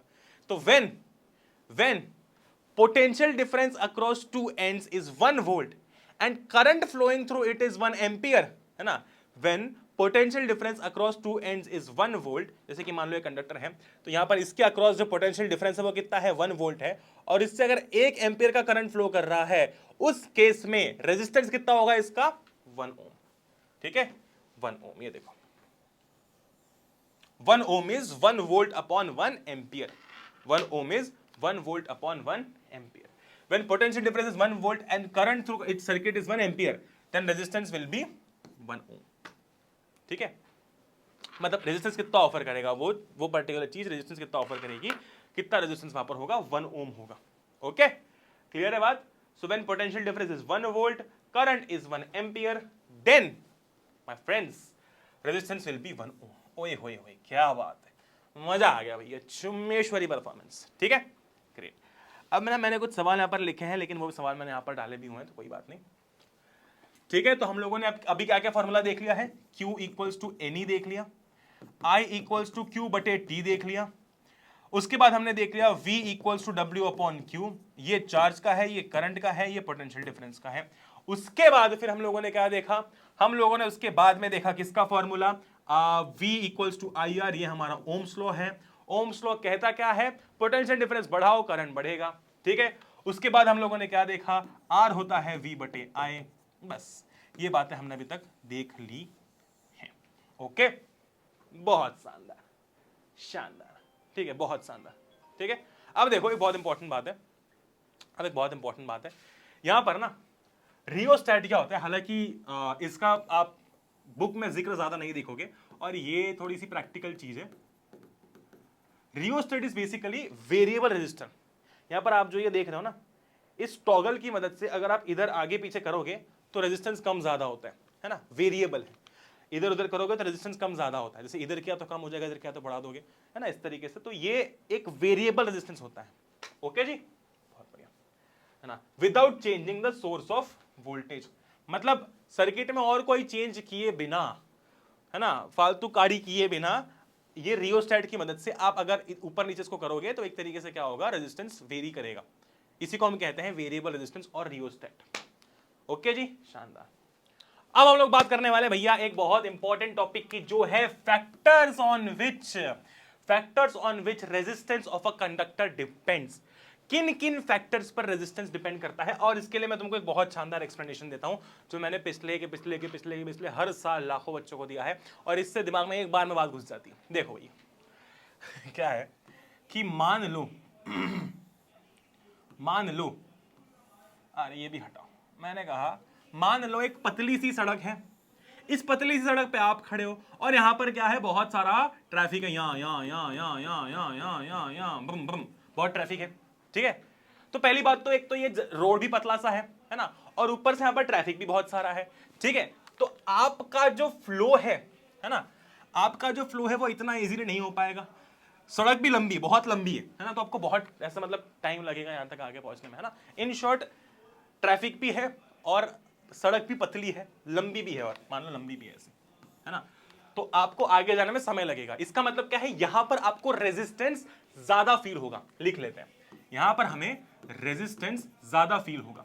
क्यों? क्योंकि यार देखो, सड़क एक तो लंबी भी और पतली भी है, सकड़ी सी है। आप सोचो खुद, अगर आप किसी गली में फंस गए ट्रैफिक में, तो पतली सड़क है पहली बात तो आपको रेजिस्टेंस ज्यादा फील होगा। वही मान लो सड़क चौड़ी है ना, चौड़ी सड़क है, आप हो यहां पर और ये सारा ट्रैफिक है ना। यहां पर भले ही ट्रैफिक हो, लेकिन यहां पर आपको कम ट्रैफिक लगेगा। क्यों कम ट्रैफिक लगेगा? क्योंकि सड़क चौड़ी है, तो यहां पर आपको रेजिस्टेंस जो है वो कम फील होगा, क्योंकि एरिया ज्यादा है। एग्जैक्टली सेम चीज होती है कंडक्टर के अंदर, ध्यान से देखना, ठीक है, ध्यान से देखना। ये क्या है, आपका एक कंडक्टर है, एक इसकी लेंथ ज्यादा है ना, इसकी लेंथ ज्यादा है। अब मान लो इस इलेक्ट्रॉन को फ्लो करना है, तो यहाँ एक इलेक्ट्रॉन है, यहाँ है, यहाँ है, यहाँ है, एटम्स भी हैं, है ना, इलेक्ट्रॉन है, इलेक्ट्रॉन इलेक्ट्रॉन है। सिंपल सी बात है, लेंथ ज्यादा है तो इसे रेजिस्टेंस ज्यादा लगेगा, और इसका जो फ्लो है वो अफेक्ट होगा, है ना। तो ध्यान रखना कि जब भी लेंथ ज्यादा होती है, रेजिस्टेंस ज्यादा लगता है, यानी कि resistance is directly proportional to length. आई बात समझ में? Resistance is directly proportional to length. जितनी ज्यादा लेंथ उतना रेजिस्टेंस बढ़ेगा, है ना, उतना आपका फ्लो जो है वो डिस्टर्ब होगा, आपको ज्यादा रेजिस्टेंस फील होगा। लंबी सड़क और ट्रैफिक है तो आपको फ्लो होने में दिक्कत होगी, ठीक है, इसका मतलब रेजिस्टेंस ज्यादा फील होगा, है ना। तो यहां पर क्या होगा, यहां पर क्या होगा, रेजिस्टेंस ज्यादा लग रहा है, आपको रेजिस्टेंस ज्यादा लगेगा, या फिर इलेक्ट्रॉन को रेजिस्टेंस ज्यादा लगेगा। वही अगर मैं बात करता हूं एक ऐसे कंडक्टर की जिसका क्रॉस सेक्शनल एरिया ज्यादा है, जैसे कि ये है, ध्यान से देखो, ये है, यहां पर इलेक्ट्रॉन है, ठीक है, यहां पर भी है, यहां पर भी है, यहां पर भी है, एटम भी है, यहां पर भी है, यहां पर भी है, लेकिन यहां पर क्या है, रेजिस्टेंस कम फील होगा। क्यों कम फील होगा? क्योंकि एरिया ज्यादा है, तो इसके पास थोड़ी फ्लो होने का स्कोप भी है ना, फ्लो होने का एक स्कोप भी है। यहां भी स्कोप, ऐसा नहीं है स्कोप नहीं, यहां भी स्कोप है, बट यहां पर उसको रेजिस्टेंस कम फील होगा क्योंकि एरिया ज्यादा है ना, एरिया ज्यादा है। यहां पर लेंथ ज्यादा थी तो वो सकड़ी गली और ये चौड़ा रोड, ये सकड़ी रोड, ये चौड़ा रोड, ये पतली रोड, ये चौड़ा रोड, ठीक है, लंबा बड़ा रोड मतलब ऐसा, राइट। तो यहां पर फ्लो थोड़ा बेटर हो पाएगा, इजीली हो पाएगा, तो यहां पर रेजिस्टेंस कम फील होगा, है ना। तो resistance is inversely proportional to area. मतलब अगर एरिया बढ़ाओगे तो रेजिस्टेंस कम फील होगा, एरिया बढ़ाओगे तो रेजिस्टेंस कम फील होगा। तो resistance is directly proportional to length. क्यों? क्योंकि अगर याद रखना हमेशा बस दो ही चीज है, लंबी रोड है और ट्रैफिक है, तो आपको ज्यादा रेजिस्टेंस फील होगा, आपके पास जगह ही बहुत कम होगी, है ना, बहुत कम जगह होगी मूव करने के लिए। वही अगर चौड़ी रोड है और अगर वहां पर ट्रैफिक है तो वहां पर मूव करने के लिए थोड़ी जगह तो होगी अपने पास, तो रेजिस्टेंस कम फील होगा, ठीक है। तो यहां पर रेजिस्टेंस कम लगेगा, यहां पर रेजिस्टेंस ज्यादा लगेगा। इसका मतलब क्या है, resistance is directly proportional to length and resistance is inversely proportional to area. अगर एरिया बढ़ाओगे तो रेजिस्टेंस कम होगा, इसलिए इनवर्सली प्रोपोर्शनल है ना। एरिया अगर बढ़ा दोगे तो रेजिस्टेंस कम लगेगा, एरिया अगर मतलब लेंथ अगर बढ़ा दोगे तो रेजिस्टेंस ज्यादा लगेगा, ठीक है। हमेशा एक बात ध्यान रखना, जहां रेजिस्टेंस ज्यादा वहां करंट का फ्लो कम, जहां रेजिस्टेंस कम वहां करंट का फ्लो ज्यादा, ठीक है। जहां ट्रैफिक कम वहां आपका फ्लो इजी, जहां ट्रैफिक ज्यादा वहां आपका फ्लो टफ, बस सेम चीज। आप हो करंट और ट्रैफिक है रेजिस्टेंस, बस अब समझ जाना चीजें। Okay great. तो ये 2 पॉइंट्स मैंने तुमको ऐसे समझा दिए कि it is directly proportional to length and inversely proportional to area. और तीसरी चीज है directly proportional to the temperature, है ना। टेम्परेचर के लिए भी ऑफ कोर्स, टेम्परेचर भी अगर टेम्परेचर की बात करते हो तो रेजिस्टेंस टेम्परेचर पर भी डिपेंडेंट है। ओके और रेजिस्टेंस नेचर पर भी डिपेंड करता है। ये क्या चीज है भैया? तो अभी तक हम लोगों ने बात कर ली है रेजिस्टेंस की, रेजिस्टेंस के फॉर्मूला की, रेजिस्टेंस की एसआई यूनिट की, 1 ओम क्या होता है, रेजिस्टेंस किन किन फैक्टर्स पर डिपेंड करता है। अब हम बात करने वाले हैं नेक्स्ट टॉपिक की, जो कि है रेजिस्टिविटी। रेजिस्टेंस और रेजिस्टिविटी में क्या फर्क होता है ये अभी हम लोग समझने वाले हैं। देखो ध्यान से, सिंपल सी बात समझाता हूं। आपका जो रेजिस्टेंस होता है ना, वो डिपेंडेंट है लेंथ पर, एरिया पर, टेम्परेचर पर। ठीक है, रेजिस्टिविटी क्या है? ठीक है, रेजिस्टिविटी क्या चीज है? Resistance offered by a wire of unit length and unit cross section is resistivity. समझते हैं देखो, आर जो है हमारा वो डायरेक्टली प्रोपोर्शनल है एल के, आर जो है हमारा वो डायरेक्टली प्रोपोर्शनल है ए के, सॉरी इनवर्सली प्रोपोर्शनल है ए के, है ना, वो इनवर्सली प्रोपोर्शनल है ए के। ठीक है, इन दोनों को साथ में ले आओ तो R is directly proportional to L upon A, है कि नहीं, एल अपॉन ए। अब ये जो अगेन ये जो अपना प्रोपोर्शनलिटी का साइन है हटाना है तो कांस्टेंट लगाना पड़ेगा, तो वहां पर आ जाएगा रो। क्या आ जाएगा? रो। एंड रो क्या है? रो इज रेजिस्टिविटी। रो क्या है? रो is resistivity.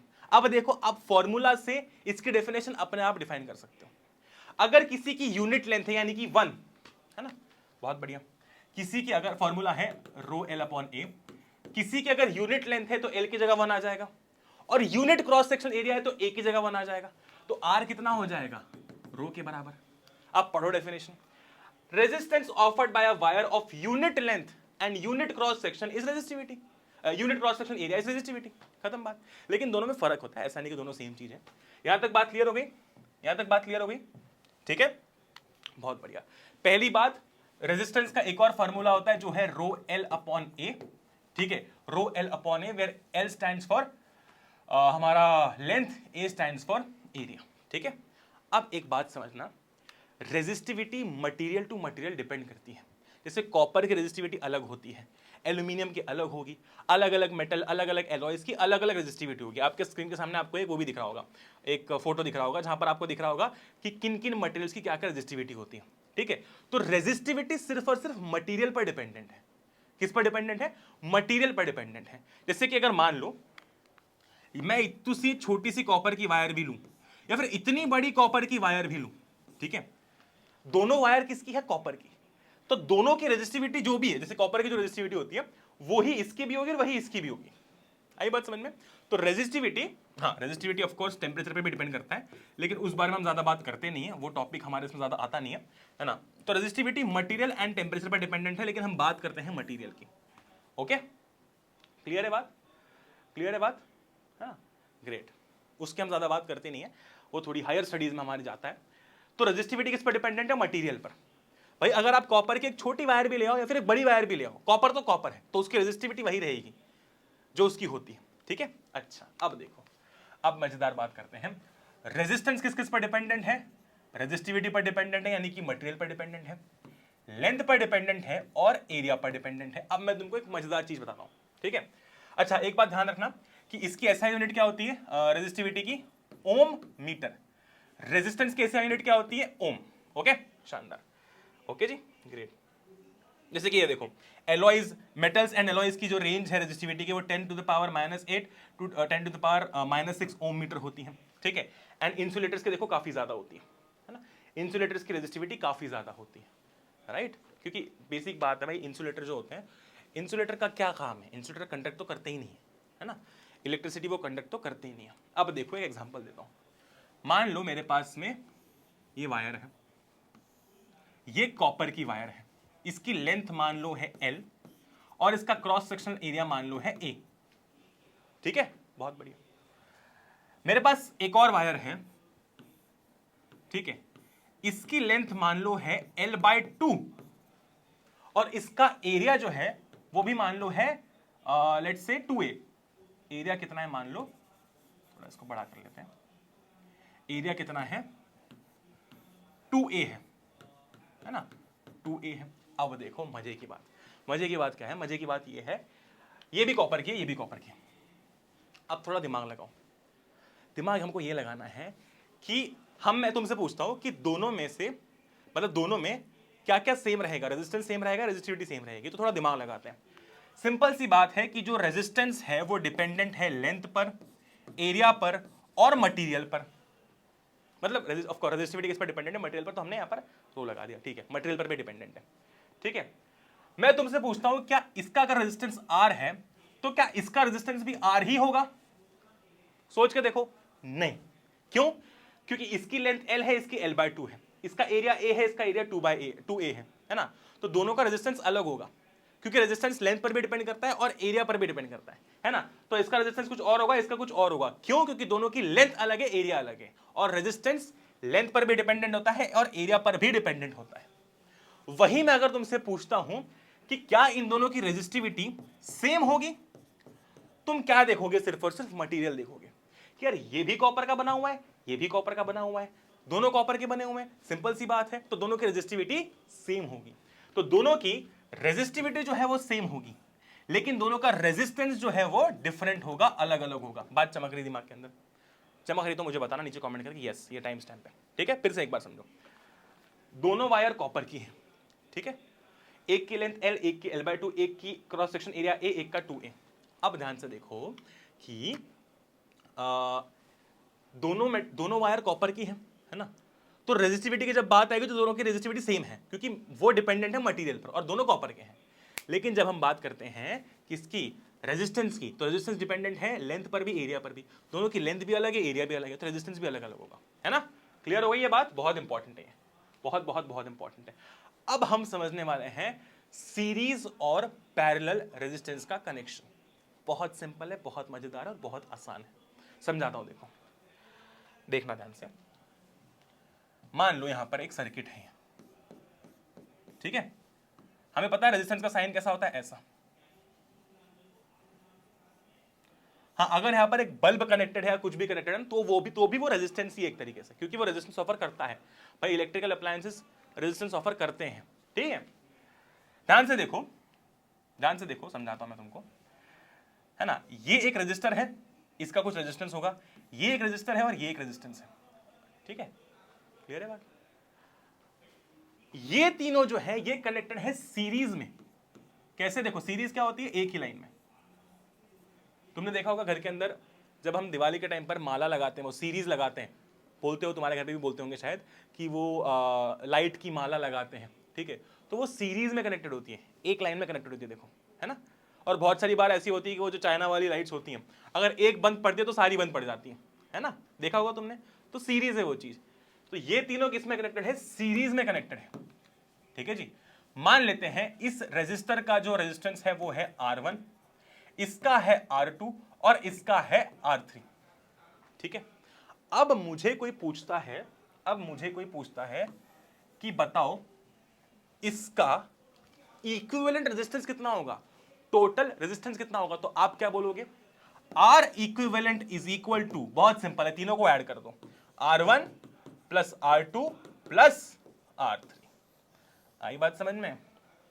R1 plus R2 plus R3, ठीक है। आपने क्या किया, तीनों को सीरीज में कनेक्ट कर रखा है, तो तीनों के रेजिस्टेंस को ऐड कर दो, तो वहां से आपके पास इक्विवेलेंट या टोटल रेजिस्टेंस आ जाएगा। क्लियर है बात? जैसे मान लो ये है 2 ओम, ये है 3 ओम और ये है 5 ओम, तो तीनों को ऐड कर दो, 2 3 5, वेरी सिंपल, 2 3 5 5 5 10 ओम। क्लियर है बात? तो ये होता है सीरीज कनेक्शन, वेरी इजी, है ना। ये होता है series connection, very easy. Okay जी, ग्रेट, ओके जी, ग्रेट। तो ये देखो, ये जो सब यहाँ पर दिया हुआ है, दिमाग जो हमारा खराब किया गया है वो सब यही चीज है ना। अब रजिस्टर क्या होता है, अब पैसिव इलेक्ट्रिकल कंपोनेंट विद, इसकी अपने को डेफिनेशन समझना इतना इंपॉर्टेंट नहीं है क्योंकि ये पॉइंट अपना एग्जाम पॉइंट ऑफ व्यू से भी नहीं है, ठीक है। ये देखो, this is resistance in series, है ना। अब आप कितने भी लगा लो सीरीज में, 1 2 100 50 150 200 2000, सबके रेजिस्टेंस को ऐड ही करना है अगर आप सीरीज में कर रहे हो तो। ठीक है, बहुत सही, क्लियर है बात, वेरी गुड।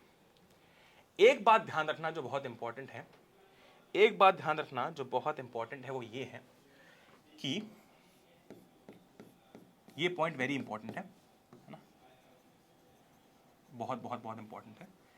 यहां से करंट आ रहा है आई, पोटेंशियल डिफरेंस है वी, ठीक है, ये R1 है, ये R2 है, ये R3 है। ध्यान रखना कि सीरीज कनेक्शन में तीनों के थ्रू आई करंट ही फ्लो करेगा, है ना, तीनों के थ्रू आई करंट ही फ्लो करेगा। ओके, तीनों के थ्रू आई करंट ही फ्लो करेगा, ये बात ध्यान रखना। I remains same, current remains same. जब भी सीरीज में कनेक्शन होता है तो तीनों के अक्रॉस करंट सेम रहेगा। अगर यहां से मान लो 2 एम्पियर या 3 एम्पियर का करंट आ रहा है तो इसके थ्रू भी 3 एम्पियर होगा, इसके थ्रू भी 3 एम्पियर होगा, और इसके थ्रू भी 3 एम्पियर होगा। लेकिन सीरीज में तीनों के अक्रॉस जो पोटेंशियल डिफरेंस होगा वो अलग अलग होगा। इसके अक्रॉस कुछ V1 होगा, इसके अक्रॉस कुछ V2 होगा, और इसके अक्रॉस कुछ V3 होगा। ठीक है, ऐड करोगे तो अपना V आ जाएगा। पर ये अपने को बात ध्यान रखनी है कि सीरीज कनेक्शन में करंट हमेशा सेम रहता है अक्रॉस रेजिस्टर्स, लेकिन पोटेंशियल डिफरेंस जो है वो डिफरेंट होता है, V डिफरेंट होता है। वेरी इंपॉर्टेंट, क्योंकि एग्जाम में ऐसे सवाल आते हैं और हमें ये बात पता होनी चाहिए कि सीरीज में मैं तुमको इसका रीजन बताऊंगा, पैरेलल करेंगे तो तुमको समझ में आएगा। ठीक है, सीरीज के अंदर क्या होता है, सीरीज के अंदर करंट सेम रहेगा ना, वही करंट आगे फ्लो करेगा, वही करंट जो है वो फ्लो कर रहा है ना। पोटेंशियल डिफरेंस सबके अराउंड अलग अलग रहता है, तो V अलग रहेगा, करंट सेम रहेगा। अब हम बात करते हैं पैरेलल कनेक्शन की। किसकी बात करेंगे, पैरेलल कनेक्शन की बात करेंगे। ओके, बहुत बढ़िया। पैरेलल कनेक्शन क्या होता है भैया, सबने पैरेलल लाइंस देखी है, सबने पैरेलल लाइंस देखी है, राइट, बहुत सही। अब देखो जरा ध्यान से देखना है ना, इसी में थोड़ा चेंज कर रहा हूं मैं।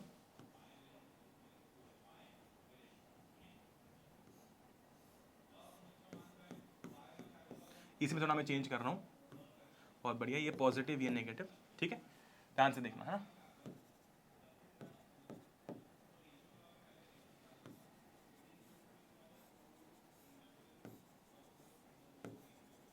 ये चारों किसमें कनेक्टेड हैं, ये चारों कनेक्टेड है पैरेलल में।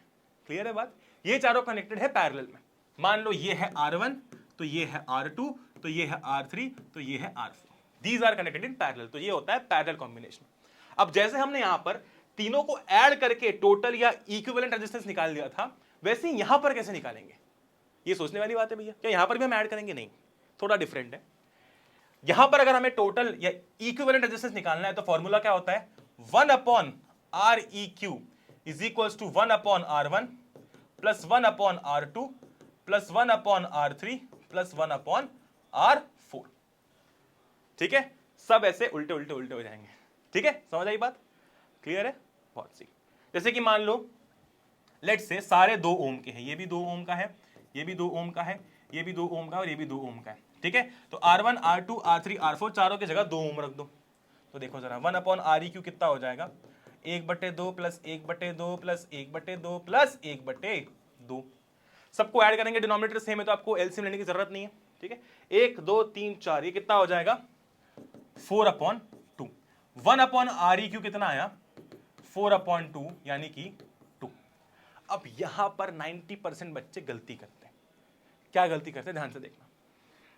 1 अपॉन Req की वैल्यू 2 आई है, तो Req की वैल्यू कितनी होगी 1/2, इसका उल्टा, है ना भाई। 1 अपॉन Req की वैल्यू 2 है, इसका रेसिप्रोकल करोगे जब तब आपके पास Req की वैल्यू आएगी, और वो कितनी है 1/2। जैसे अगर मान लो 1 अपॉन Req 3/5 आता तो Req कितना होता 5/3। आई बात समझ में, आई बात समझ में, ठीक है। ये बात हमेशा ध्यान रखना, ये आपकी आखिरी स्टेप नहीं है, ये आपकी आखिरी स्टेप है जब आप आंसर को उल्टा कर दो, रेसिप्रोकल कर दो उसका। क्लियर है बात, ठीक है। अच्छा, एक और बहुत इंपॉर्टेंट बात अब मुझे तुम्हें बतानी है, वो ये है कि जब भी आप सीरीज कनेक्शन को सॉल्व करते हो, ठीक है, जो फाइनल आंसर होता है वो इंडिविजुअल रेजिस्टेंसेस से बड़ा होता है। क्या मतलब भैया, समझ नहीं आया। जैसे मान लो अगर R1 है, हटाओ इसको, R1 हम मान लो 2 ओम, R2 है 3 ओम, और R3 है मान लो 4 ओम। ठीक है, तो टोटल रेजिस्टेंस कितना हो जाएगा 2 + 3 + 4, 2 3 5 5 4 9, 9 ओम्स, राइट, 9 ओम्स। क्लियर है बात? अब ये जो टोटल, ये फाइनल आंसर जो आया है, ये जो फाइनल आंसर आया है, ये बड़ा है किसी भी इंडिविजुअल रेजिस्टेंस से। जैसे कि 9 2 से बड़ा है, 9 3 से भी बड़ा है, 9 4 से भी बड़ा है। तो फाइनल आंसर जो आएगा वो किसी भी इंडिविजुअल रेजिस्टेंस से बड़ा होगा। ठीक है, यहां पर उल्टी होती है बात। क्या? कि जो आपका फाइनल रेजिस्टेंस आया है या इक्विवेलेंट रेजिस्टेंस आया है ना, वो किसी भी इंडिविजुअल रेजिस्टेंस से छोटा होगा। ठीक है, समझ रहे हो बात? जैसे कि देखो, सारे 2 ओम थे, है ना, तो आंसर कितना है 1/2, और 1/2 देखो सबसे छोटा है। अगर ऐसा कनेक्शन होता, मान लो 1 ओम, है ना, 3 ओम, 4 ओम, 2 ओम, ऐसा कनेक्शन होता अगर मान लो, तो जो फाइनल आंसर होता ना, वो इसमें स्मॉलेस्ट कौन सा है? 1, 1 से भी छोटा आता, 0.5 या 0.5 ऐसा कुछ आता। समझ रहे हो बात को? तो जो फाइनल आंसर आएगा वो किसी भी इंडिविजुअल रेजिस्टेंस से छोटा होगा। ठीक है, बहुत बढ़िया। ओके जी, शानदार। तो ये रेजिस्टेंस इन सीरीज है, ये हमने बात कर ली रेजिस्टेंस इन पैरेलल की। ओके, शानदार जी। अब हम लोग एक और बहुत इंपॉर्टेंट बात करते हैं, वो क्या है? देखो भैया, हमने बात की थी क्या? हमने ये बात की थी, ये पॉजिटिव है नेगेटिव, है ना, तो करंट जो है वो सेम रहता है। करंट जो है वो सीरीज में करंट जो है वो सेम रहेगा और पोटेंशियल डिफरेंस डिफरेंट रहेगा, अलग अलग रहेगा। ओके, बहुत बढ़िया। बात करते हैं पैरेलल की। किसकी? पैरेलल की। मैं तुमको उसका लॉजिक भी समझाऊंगा, है ना, ध्यान से देखना। पैरेलल में उल्टी चीज होती है। क्या? कि करंट डिफरेंट होता है हर रजिस्टर के अक्रॉस, करंट डिफरेंट जाएगा लेकिन पोटेंशियल डिफरेंस जो है वो सेम रहेगा। क्यों ऐसा? ध्यान से देखो, यहां से अपना करंट, यहां से करंट आया आए, है ना, यहां आया आए। अब ध्यान से देखो इस जंक्शन को, ये जंक्शन देख रहे हो, इस जंक्शन पे आते ही करंट के पास 3 रास्ते, जैसे कि मान लो तुम एक चौराहे पे आ गए, तुम्हारे पास अब 4 रास्ते जाने के लिए। वैसे ही मान लो ये अगर ऐसे रास्ते पे आया जहां पर 3 रास्ते जाते हैं, तो तुम्हारे पास 3 रास्ते जाने के लिए। ये वाला, है ना, ये वाला एक, तो एक ये वाला और एक ये वाला। ठीक है, तो करंट यहां पर बट जाता है। करंट क्या होता है? बट जाता है। ठीक है, करंट क्या होता है? बट जाता है। जैसे कि मान लो ये है R1, ये है R2, ये है R3, तो इसके अक्रॉस करंट जा रहा है I1, ठीक है, इसके अक्रॉस करंट जा रहा है I2 और इसके अक्रॉस करंट जा रहा है I3। तो I करंट जो है वो तीनों में बट गया।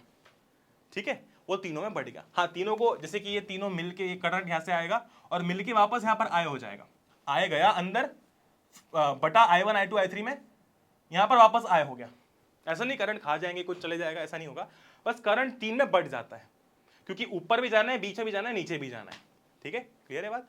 ऊपर भी जाना है, नीचे भी, बीच में भी जाना है और नीचे भी जाना है। तो करंट बढ़ गया 3 हिस्सों में। इसलिए यहां पर करंट डिफरेंट होता है और पोटेंशियल डिफरेंस तीनों के अक्रॉस सेम होगा, V एंड V। ये बात ध्यान रखना, पोटेंशियल डिफरेंस नहीं बट रहा, वो सेम रहेगा। आय बटेगा, क्योंकि करंट, सिंपल सी बात है, करंट के पास 3 रास्ते अब जाने के लिए। कहां जाऊं? ऊपर जाऊं, नीचे जाऊं, बीच में जाऊं, तो वो भेदभाव नहीं करता, वो बढ़ जाता है। ठीक है जी, वो बढ़ जाता है। एक और बहुत इंपॉर्टेंट पॉइंट है इसके अंदर, अभी वो हम लोग समझते हैं। ठीक है, वो हम लोग समझते हैं। इससे आपका पूरा जो ये करंट और ये कॉम्बिनेशन वाला जो पूरा कॉन्सेप्ट है ना, रेजिस्टेंस वाला, ये पूरा क्लियर हो जाएगा। ओके, बहुत सही। आगे चलते हैं। अब हम लोग बात करने वाले हैं, रेजिस्टेंस इन पैरेलल हो गया। अब हमारी बात होने वाली है हीटिंग इफेक्ट ऑफ करंट के बारे में। ये हीटिंग इफेक्ट क्या है भैया? देखो, बड़ी सिंपल सी बात है यार। हमारे घरों में अप्लायंसेस हैं, माइक्रोवेव है, और अपना हीटर है, ठीक है, टोस्टर है, ये सब चीजें हैं। आपने देखा होगा कि माइक्रोवेव गर्म तभी होता है जब आप उसका स्विच ऑन करते हो, या फिर हमारी जो इलेक्ट्रिक आयरन है, जो प्रेस होती है, वो गर्म तभी होती है जब आप स्विच ऑन करते हो। मतलब यहां पर हीट और करंट का कुछ तो रिलेशन होगा कि जब आप करंट उससे पास करवा रहे हो, स्विच ऑन कर रहे हो, तभी वो गर्म हो रही है। बाकी ऐसे नहीं हो रही, बड़ी बड़ी गर्म नहीं होगी वो। लेकिन हाँ, अगर वो खटका ऑन है और अगर प्रेस आपने कनेक्ट कर रखी है, तो आपको झटका लग सकता है। तो हीट और करंट का कुछ तो रिलेशन होगा, वही हम लोग पढ़ने वाले हैं हीटिंग इफेक्ट ऑफ करंट के अंदर। ठीक है, when an electric current is pass through a conductor, heat is produced in it, this is known as heating effect of current. चाहे आपका ये हीटर हो गया, चाहे आपकी प्रेस हो गई, चाहे इलेक्ट्रिक केटली हो गई, किस तरीके से काम करता है वो हम समझते हैं। उसके पहले हम लोग समझते हैं about joules law of heating. ये जूल्स लॉ ऑफ हीटिंग क्या है भैया? देखो, हीटिंग ना किस किस चीज पर डिपेंडेंट है। पहली बात तो heating is directly proportional to current. Of course current pass होगा तभी वो हीट जनरेट हो पा रही है, करंट नहीं, करंट का स्क्वायर, ठीक है। Heating is directly proportional to current का स्क्वायर, ठीक है। Heating is directly proportional to resistance, ठीक है। ये सब क्या है, ये सब जो आपके अप्लायंसेस ये बहुत हाई रेजिस्टेंस ऑफर करते हैं, तभी वो हीट जनरेट हो पा रही है। मतलब तुम ऐसे समझो, इसका अगर मैं तुमको थोड़ा सा एक दिमाग में रखने के लिए एक्सप्लेनेशन दूं, हालांकि वो बात फ्रिक्शन वाली है, पर तुम सोचो कि अगर तुम क्या कर रहे हो कि गाड़ी चला रहे हो तेज, है ना, गाड़ी रुकी हुई एक जगह पे और टायर घूम रहे हैं, गोल गोल घूम रहे हैं, तो वो बार बार घूमने के कारण क्या होगा, वो गर्म हो जाते हैं टायर, ठीक है, गर्म हो जाते हैं, है ना। हालांकि दोनों चीजों में बहुत ज्यादा कोई रिलेशन है नहीं, पर पॉइंट ये है कि जब अप्लायंस बहुत हाई रेजिस्टेंस ऑफर करता है, वो बहुत हाई, इधर साइड से बहुत धक्का लगा रहा है, बहुत हाई रेजिस्टेंस ऑफर कर रहा है और करंट फ्लो कर रहा है, जिसके कारण हीट जनरेट होती है, ठीक है। क्या होती है? हीट जनरेट होती है, ठीक है। And it is directly proportional to time, ठीक है। It is directly proportional to time. तो हीट का फॉर्मूला क्या हो जाएगा? I square R T, okay. क्या हो जाएगा? हीट का फॉर्मूला हो जाएगा I square R T. Clear है बात? ये होता है जूल्स लॉ ऑफ हीटिंग। क्या देखोगे, ये पेज बहुत इंपॉर्टेंट है, 2 नंबर में कभी भी इसके सवाल आ जाते हैं, वो सवाल ये है कि जूल्स लॉ ऑफ हीटिंग क्या होता है, बताओ। Joules law of heating states that the heat produced in a conductor is directly proportional to the square of current flowing through it, resistance R, and time for which the current is being passed. Of course सीधी सी बात है, अगर तुम थोड़ी देर तक press चालू करके बंद कर दोगे तो वो गर्म नहीं होगी, हाँ अगर 1-2 मिनट तक रखोगे तो गर्म हो जाएगी, राइट? क्लियर है बात? तो कितना रेजिस्टेंस ऑफर हो रहा है, कितना करंट फ्लो कर रहा है और कितने टाइम तक फ्लो कर रहा है, ये तीनों फैक्टर्स मिलकर बनाते हैं H is equals to I square R T, which is Joule's law of heating, ठीक है। क्लियर है बात? ओके जी, ठीक है जी। ये हीट क्या है? हीट मतलब हीट एनर्जी, यहां पर एनर्जी की बात हो रही है, ओके जी, ग्रेट। अब हीटिंग का एक और फॉर्मूला आप देखते हो, वो क्या है, ध्यान से देखना। H is equals to I square R T होता है, आई स्क्वायर आर टी होता है ना, बहुत बढ़िया। V क्या होता है? V equals to I R होता है बाय ओम्स लॉ, है ना। मैं V बाय आई लिख सकता हूं, R को V बाय आई लिखा जा सकता है, बहुत सही। तो H कितना हो जाएगा? H हो जाएगा आई स्क्वायर इंटू वी बटे आई इंटू टाइम। क्लियर है? I से I कैंसल, H की वैल्यू हो जाएगी VIT। क्या हो जाएगी? VIT हो जाएगी। क्लियर है बात? शानदार। तो H का एक और फॉर्मूला है VIT, ओके। तो ये बात हो गई हमारी जूल्स लॉ ऑफ हीटिंग की। अब हम बात करने वाले हैं इसके प्रैक्टिकल एप्लीकेशंस की, जो हमने यहां पर देखा, जैसे कि अपने हीटर में होता है, आयरन में होता है और इलेक्ट्रिक केटली में होता है, ओके जी, शानदार, ठीक है, शानदार, very good very good very good very good. हाँ, तो जो हमारा बल्ब होता है, इलेक्ट्रिक बल्ब भी इस पे काम करता है। कैसे? ध्यान से देखना। Electric bulb also works on the principle of heating effect. कैसे? When electric current passes through a very thin, high resistance tungsten filament, जो इसके अंदर ना तुमने देखा होगा, जैसे आपका ये बल्ब होता है, ठीक है, इसके अंदर ये टंगस्टन की फिलामेंट होती है, तो इसका रेजिस्टेंस बहुत हाई। देखो, आप जहां पर भी ज्यादा मतलब हीटिंग इफेक्ट देखोगे, वहां पर रेजिस्टेंस हाई ही होगा, तभी हीट प्रोड्यूस हो पाएगी, नहीं तो हीट प्रोड्यूस नहीं हो पाएगी। अगर कोई भी कंडक्टर या कोई भी अप्लायंस इजीली करंट को पास होने दे रहा है, तो करंट तो पास होते रहेगा ना, हीट जनरेट होने का सवाल ही नहीं उठता। लेकिन रेजिस्टेंस हाई ऑफर हो रहा है, करंट भी पास हो रहा है, तो उसके कारण हीट जनरेट होगी, ठीक है। तो रेजिस्टेंस आप देखोगे जनरली हाई होगा, ओके। तो इसका रेजिस्टेंस बहुत हाई है, जिसके कारण क्या होता है कि जब, और इसका बहुत, पहली बात तो रेजिस्टेंस बहुत हाई होता है और मेल्टिंग पॉइंट भी बहुत हाई होता है। इसका क्या कारण है भैया? तुम सोचो, रेजिस्टेंस हाई है और करंट पास हो रहा है, तो हीट जनरेट होगी। अब पूरे घर को ग्लो करना है, पूरे रूम को ग्लो करना है, तो काफी हीट चाहिए, है ना, मतलब काफी हीट की रिक्वायरमेंट है ना। करंट तो पास हो रहा है, रेजिस्टेंस भी हाई है, लेकिन अगर इसका मेल्टिंग पॉइंट बहुत कम होगा, मान लो 500 डिग्री 400 डिग्री, तो जैसे ही करंट पास होगा और रेजिस्टेंस वहां पर है ऑलरेडी, वो ऑफर कर रहा है, ठीक है, तो हीट जनरेट होने लगेगी, हीट प्रोड्यूस होने लगेगी, गर्म हो रहा है, लेकिन जैसे ही वो 400 डिग्री तक पहुंच जाएगा, क्या होगा, क्या दिक्कत आएगी? जैसे ही वो 400 डिग्री तक पहुंच जाएगा तो क्या दिक्कत आएगी? दिक्कत ये आएगी कि वो मेल्ट हो जाएगा। अगर इसका मेल्टिंग पॉइंट बहुत कम हुआ तो हीट तो जनरेट होती गई, अभी भी हो रही है, लेकिन इसका अगर मेल्टिंग पॉइंट कम होगा तो जैसे ही वो इतनी डिग्री अटेन करेगा वो मेल्ट हो जाएगी, है ना। इसीलिए इसका मेल्टिंग पॉइंट भी बहुत ज्यादा होता है, ठीक है। मुझे कमेंट करके बताना कितना होता है, आपको नेट पे मिलेगा।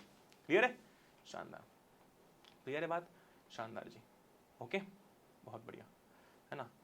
तो चाहे आप हीट बोलो, आपका क्या कहते हैं heating effect of electric current बोलो या जूल्स लॉ ऑफ हीटिंग बोलो, इसके अंदर तीन चीजें आती हैं। पहला है जूल्स लॉ ऑफ हीटिंग, दूसरा है इसके प्रैक्टिकल एप्लीकेशंस, और तीसरी बात क्या है, तीसरी बात हमारा इसका फॉर्मूला H = I²RT। ये तीन चीजों पर सवाल आता है, ठीक है, ये तीन चीजों पर सवाल आता है। ओके जी, तो यहां पर हम लोगों ने बात कर ली है हीट और हमारे जूल्स लॉ ऑफ हीटिंग की, है ना। ध्यान रखना कि हम जो है ना, हम इसके जो न्यूमेरिकल्स करेंगे वो बिल्कुल फाड़ू करेंगे, इसलिए मैं यहाँ पर तुमको ज्यादा न्यूमेरिकल्स करवा नहीं रहा हूँ, क्योंकि हम इसके न्यूमेरिकल्स बिल्कुल फाड़ू, आग लगाने वाले करने वाले हैं। ओके, तो अभी हम लोगों ने बात कर ली यहाँ पर जूल्स लॉ ऑफ हीटिंग की। नेक्स्ट हमारा जो आखिरी टॉपिक बचता है वो है पावर। वो क्या है, वो पावर है। फ्यूज भी समझाऊंगा तुमको, लेकिन इलेक्ट्रिक एनर्जी, फ्यूज और पावर ये हमारे आखिरी टॉपिक बचते हैं। इसके बाद चैप्टर हमारा खत्म है। मेन जो बात हमारी होगी वो अब न्यूमेरिकल्स में होगी, है ना। ओके जी, ग्रेट। इसलिए मैं न्यूमेरिकल्स नहीं करा रहा, क्योंकि मैं तुमको लाइव सेशन के अंदर करवाने ही वाला हूं न्यूमेरिकल्स, हर चीज करवाऊंगा, हर टॉपिक कराऊंगा। अब हम लोग फाइनली बात करने वाले लास्ट टॉपिक के बारे में, जो कि है इलेक्ट्रिक पावर। देखो इलेक्ट्रिक पावर क्या होता है, the rate at which electric energy is consumed. जिस रेट पर एनर्जी कंज्यूम हो रही है उसे हम लोग कहते हैं, क्या कहते हैं, उसे हम लोग कहते हैं इलेक्ट्रिक पावर। तो उसका फॉर्मूला होता है P = E/T, work done = energy. तो पावर क्या होता है, वर्क डन अपॉन टाइम भी होता है। ओके, अब पावर के तीन फॉर्मूलाज हैं, VI, I²R और V²/R, ठीक है। ये तीन फॉर्मूलाज है, कैसे आते हैं वो हम लोग समझते हैं, ध्यान से देखना। देखो पावर क्या है भैया, work done upon time. Work done क्या होता है, पोटेंशियल डिफरेंस अपॉन चार्ज, नहीं नहीं, पोटेंशियल डिफरेंस क्या होता है, वर्क डन अपॉन चार्ज। क्या होता है, वर्क डन अपॉन चार्ज होता है, ठीक है। अब चार्ज को उठाओ, ध्यान से देखो। करंट क्या होता है, चार्ज अपॉन टाइम। तो I × T कितना हो जाएगा, Q हो जाएगा, है ना। करंट कितना होता है, चार्ज अपॉन टाइम होता है, तो I × T कितना हो जाएगा, चार्ज हो जाएगा, बहुत सी, ठीक है, चार्ज हो जाएगा। तो Q की जगह हम डालेंगे IT, है ना। तो ये हो जाएगा V = W/IT, है ना। ये हो जाएगा VIT = work done, VIT = work done. Okay, शानदार, ठीक है जी, शानदार, बहुत सही। तो पावर कितना हो जाएगा, W की जगह पर आ जाएगा VIT, VIT/T, T से D कैंसिल, P का फॉर्मूला आया VI, क्या आया VI। तो ये आ गया एक फॉर्मूला, ये आ गया एक फॉर्मूला, ठीक है, बहुत सही। अब हमें पता है ओम्स लॉ के बारे में, इधर आ जाओ। V क्या होता है, IR होता है। तो अगर मैं इस V की जगह IR डाल दूं तो क्या हो जाएगा, P = VI है, तो P हो जाएगा IRI, I × I² तो P हो जाएगा I²R। ये एक और फॉर्मूला हो गया, ठीक है जी, है कि नहीं शानदार चीज, है कि नहीं शानदार चीज। और अगर मैं, ये एक और हो गया अपना, इधर देखो, इधर आओ। P क्या होता है, VI होता है, V होता है IR, है ना, V होता है IR। P हो जाएगा V × अगर मैं I की जगह पर V/R डाल दूं तो ध्यान से देखो, V/R, I कितना हो जाएगा, V/R, तो V/R पावर हो जाएगा V²/R, ठीक है। मैंने क्या किया, अरे देखो ध्यान से इसको आप ऐसे लिख सकते हो ना, I = V/R, ठीक है, I = V/R। तो V हो जाएगा, मतलब VIR होता है तो I हो जाएगा V/R, तो P हो जाएगा V²/R, I की जगह V/R डाल दिया। क्लियर है बात, बहुत सही। अब हम लोग बात करते हैं इलेक्ट्रिक फ्यूज की। तो P के तीन फॉर्मूलाज क्या है, P = VI, P = I²R and P = V²/R। Electric fuse क्या है, हालांकि ये टॉपिक हमारे लिए नहीं है ज्यादा इतना इंपॉर्टेंट, क्योंकि हम इसको मैग्नेटिक इफेक्ट में ज्यादा अच्छे से पढ़ते हैं, लेकिन फ्यूज क्या होता है वो समझ लो। बेसिकली इलेक्ट्रिक फ्यूज जो है ना, आपकी मेन लाइन जो होती है वहां पर कनेक्टेड होता है, ठीक है। ये फ्यूज काम क्या करता है, बड़ी सिंपल सी बात है। फ्यूज एक तरीके से एक गार्ड है। फ्यूज का एक तरीके से आप समझ लो कि प्रोटेक्शन कर रहा है, बॉडी गार्ड है ना। कैसे बॉडी गार्ड है, देखो क्या होता है कि ये जो फ्यूज है आपकी मेन लाइन से कनेक्टेड होता है, मतलब मेन लाइन जो होती है वहां पर ये फ्यूज प्रेजेंट है। सिंपल सी भाषा में समझाता हूं, है ना। हर एक अप्लायंस के वर्किंग की एक कैपेसिटी होती है कि इतने वोल्ट इतने एम्पियर पे काम करता है, इतने वोल्ट इतने एम्पियर पे काम करता है, ठीक है। अब मान लो किसी दिन वोल्टेज बहुत हाई हो गया या करंट बहुत ज्यादा आने लग गया, तो क्या होगा, तो वो अप्लायंस तक आएगा करंट, और वो जो अप्लायंस है वो खराब हो जाएगा या शॉर्ट सर्किट भी हो सकता है। भाई सोचो तुम्हारी 2 रोटी खाने की कैपेसिटी है, कोई तुम्हें 10 रोटी खिलाते, तुम्हारा पेट फट नहीं जाएगा? मतलब फटेगा नहीं लॉजिकली प्रैक्टिकली, लेकिन मतलब ऐसा भर नहीं जाएगा पूरा, है ना। मान लो एक बलून है, बलून की कैपेसिटी है ना, उसके अंदर पानी भर रहे हो, एक कैपेसिटी है, उससे ज्यादा वो होल्ड नहीं कर सकता, अगर उससे ज्यादा होल्ड करेगा तो फट जाएगा। वही सेम चीज होता है अप्लायंस के केस में, कि अप्लायंस की एक रेटिंग है, उतने एम्पियर पे वो काम करता है, इतने करंट पे वो काम करता है ना, उतना ही हमारे घरों में आता है। अब मान लो उससे ज्यादा करंट आ गया तो अप्लायंस तो खराब हो जाएगा, ओवरलोडिंग भी हो सकती है, आग भी लग सकती है, ठीक है। इसी चीज को अवॉइड करने के लिए फ्यूज का इस्तेमाल किया जाता है। So fuse is a safety device that protects our electrical appliances in case of short circuit और ओवरलोडिंग, ठीक है, in case of short circuit और ओवरलोडिंग। ओके, पहली बात तो fuse is made up of pure tin और alloy of copper and tin, ठीक है। ये हमेशा सीरीज, ये आपको समझ में आएगा मैग्नेटिक इफेक्ट में, लेकिन ध्यान रखना कि इसका मेल्टिंग पॉइंट, मतलब इसका जो रेटिंग होती है ना करंट की, देखो यहाँ पर लिखा भी हुआ है, current capacity of fuse is slightly higher than that of the appliance. जैसे कि घरों में अप्लायंस लगे, मान लो एग्जांपल दे रहा हूँ, 200 एम्पियर पे चलता है, ठीक है। जो फ्यूज है ना, फ्यूज है वो मान लो 210 एम्पियर का है, मतलब इसकी रेटिंग, एक बहुत लेमैन्स लैंग्वेज में एग्जांपल समझा रहा हूँ, ठीक है। अब क्या हुआ, करंट आया आया आया, इसकी कैपेसिटी 200 एम्पियर की है, तो करंट आते रहा, जैसे ही मान लो 300 एम्पियर करंट आने लग गया या 500 एम्पियर आने लग गया, तो क्या होगा उस केस में? उस केस में ये जो फ्यूज है वो मेल्ट हो जाएगा। फ्यूज मेल्ट हो गया तो कनेक्शन ब्रेक हो जाएगा, फ्यूज मेल्ट हो गया तो कनेक्शन ब्रेक हो जाएगा, है ना, और करंट आगे जा ही नहीं पाएगा। तो ये यहां पर एक तरीके से एक ढाल बन के बैठा है ना, वो देखता है, वो चेक करता है करंट जितना उसका, उसकी कैपेसिटी अप्लायंस की घरों में जितने भी है वैसा है क्या, है ना, वैसा है कि करंट तो जाने देगा। जैसे उसको दिखा बहुत करंट आ रहा है, वो मेल्ट हो जाएगा, वो क्या हो जाएगा, मेल्ट हो जाएगा, और करंट को आगे जाने नहीं देगा। इसका डिटेल डिस्कशन हम लोग करते हैं हमारे मैग्नेटिक इफेक्ट्स के चैप्टर के अंदर, ठीक है जी, वेरी गुड। तो इसी प्रकार से हम लोग बात करते हैं पावर का। भाई एसआई यूनिट क्या होती है? तो पावर की जो एसआई यूनिट होती है वो होती है वॉट। क्या होती है? वॉट, ठीक है ना, ग्रेट। क्या होती है? वॉट होती है। अब 1 वॉट क्या है? देखो बहुत सिंपल है यार, देखो P क्या है? P क्या है आपका? Work done upon time, energy upon time. तो P कितना हो जाएगा? जूल बटे सेकेंड, है ना, जूल बटे सेकेंड। तो आप P को, P के एसआई यूनिट जूल बटे सेकेंड भी बोला, मतलब एसआई यूनिट तो वॉट होती है, पर हाँ जूल बटे सेकेंड भी आप बोल सकते हो, ये देखो, ठीक है। या फिर ये 1 वोल्ट इंटू 1 एम्पियर के बराबर भी है, क्यों? क्योंकि P का फॉर्मूला क्या होता है? वर्क डन अपॉन टाइम, है ना, या फिर VI। तो ये कितना है? जूल अपॉन सेकेंड, और ये कितना है? Volt into ampere. कुछ दिमाग वाली बात नहीं है, छोड़ो इसको। बस पॉइंट ये ध्यान रखना कि पावर की एसआई यूनिट क्या होती है, फालतू कंफ्यूजन मत करो। पावर की एसआई यूनिट होती है वॉट, है ना, पावर की एसआई यूनिट होती है वॉट, जिसको आप W से डिनोट करते हो। ओके जी, क्लियर है बात? एसआई यूनिट क्या होती है? वॉट होती है, जिसको आप W से डिनोट करते हो, है ना, बहुत से, है ना। अब जूल पर सेकंड क्यों लिखा हुआ है? क्योंकि इसका फॉर्मूला है वर्क डन अपॉन टाइम, तो जूल बटे टाइम, है ना, और वोल्ट इंटू एम्पियर, क्योंकि VI एक फॉर्मूला है ना। ध्यान रखना कि 1 किलोवाट कितना होता है? 1 किलोवाट होता है 1000 वॉट के बराबर, 1000 वॉट के बराबर, ठीक है। और ध्यान रखना कि जो कमर्शियल यूनिट होती है हमारे घरों में जो यूज होती है वो होती है किलोवाट आर। क्या यूज होती है? किलोवाट आर, या फिर इसे यूनिट्स भी कहा जाता है। तुमने देखा होगा जब इलेक्ट्रिसिटी बिल आता है तो उस पर यूनिट्स लिखा होता है, इतने यूनिट्स कंज्यूम हुई, उतनी यूनिट्स कंज्यूम हुई, ठीक है, क्लियर है बात? तो कमर्शियल यूनिट क्या है? किलोवाट आर या फिर यूनिट्स। पढ़ लो यहाँ पर, commercial unit of energy is kilowatt hour, ठीक है। देखो 1 किलोवाट आर, ओके जी, 1 किलोवाट आर, ओके, शानदार, ओके जी, शानदार, ग्रेट जी, great. With that being said, इसके बाद हम लोग करने वाले हैं पोल के सवाल जो हमारे अगले लेक्चर के अंदर आएंगे। इन सवालों के अंदर हम लोग सारे न्यूमेरिकल्स करेंगे, सब कुछ करेंगे, थ्योरी पार्ट सारा हो चुका है। अब मेन मसाला चालू होगा, और वो चालू होगा आपके इस लाइव लेक्चर के अंदर जो हम लोग करने वाले हैं। So make sure to join the live lecture. अभी मैं चलता हूं, तारा बाय बाय, पूरा चैप्टर रिवाइज करके आना, क्योंकि हम लोग एक बार क्विक रिवीजन भी करेंगे लाइव के अंदर क्वेश्चंस वाले, और उसी के साथ साथ हम लोग सवाल भी करेंगे। Love you all, take care, जय हिंद, वंदे मातरम, गुड बाय।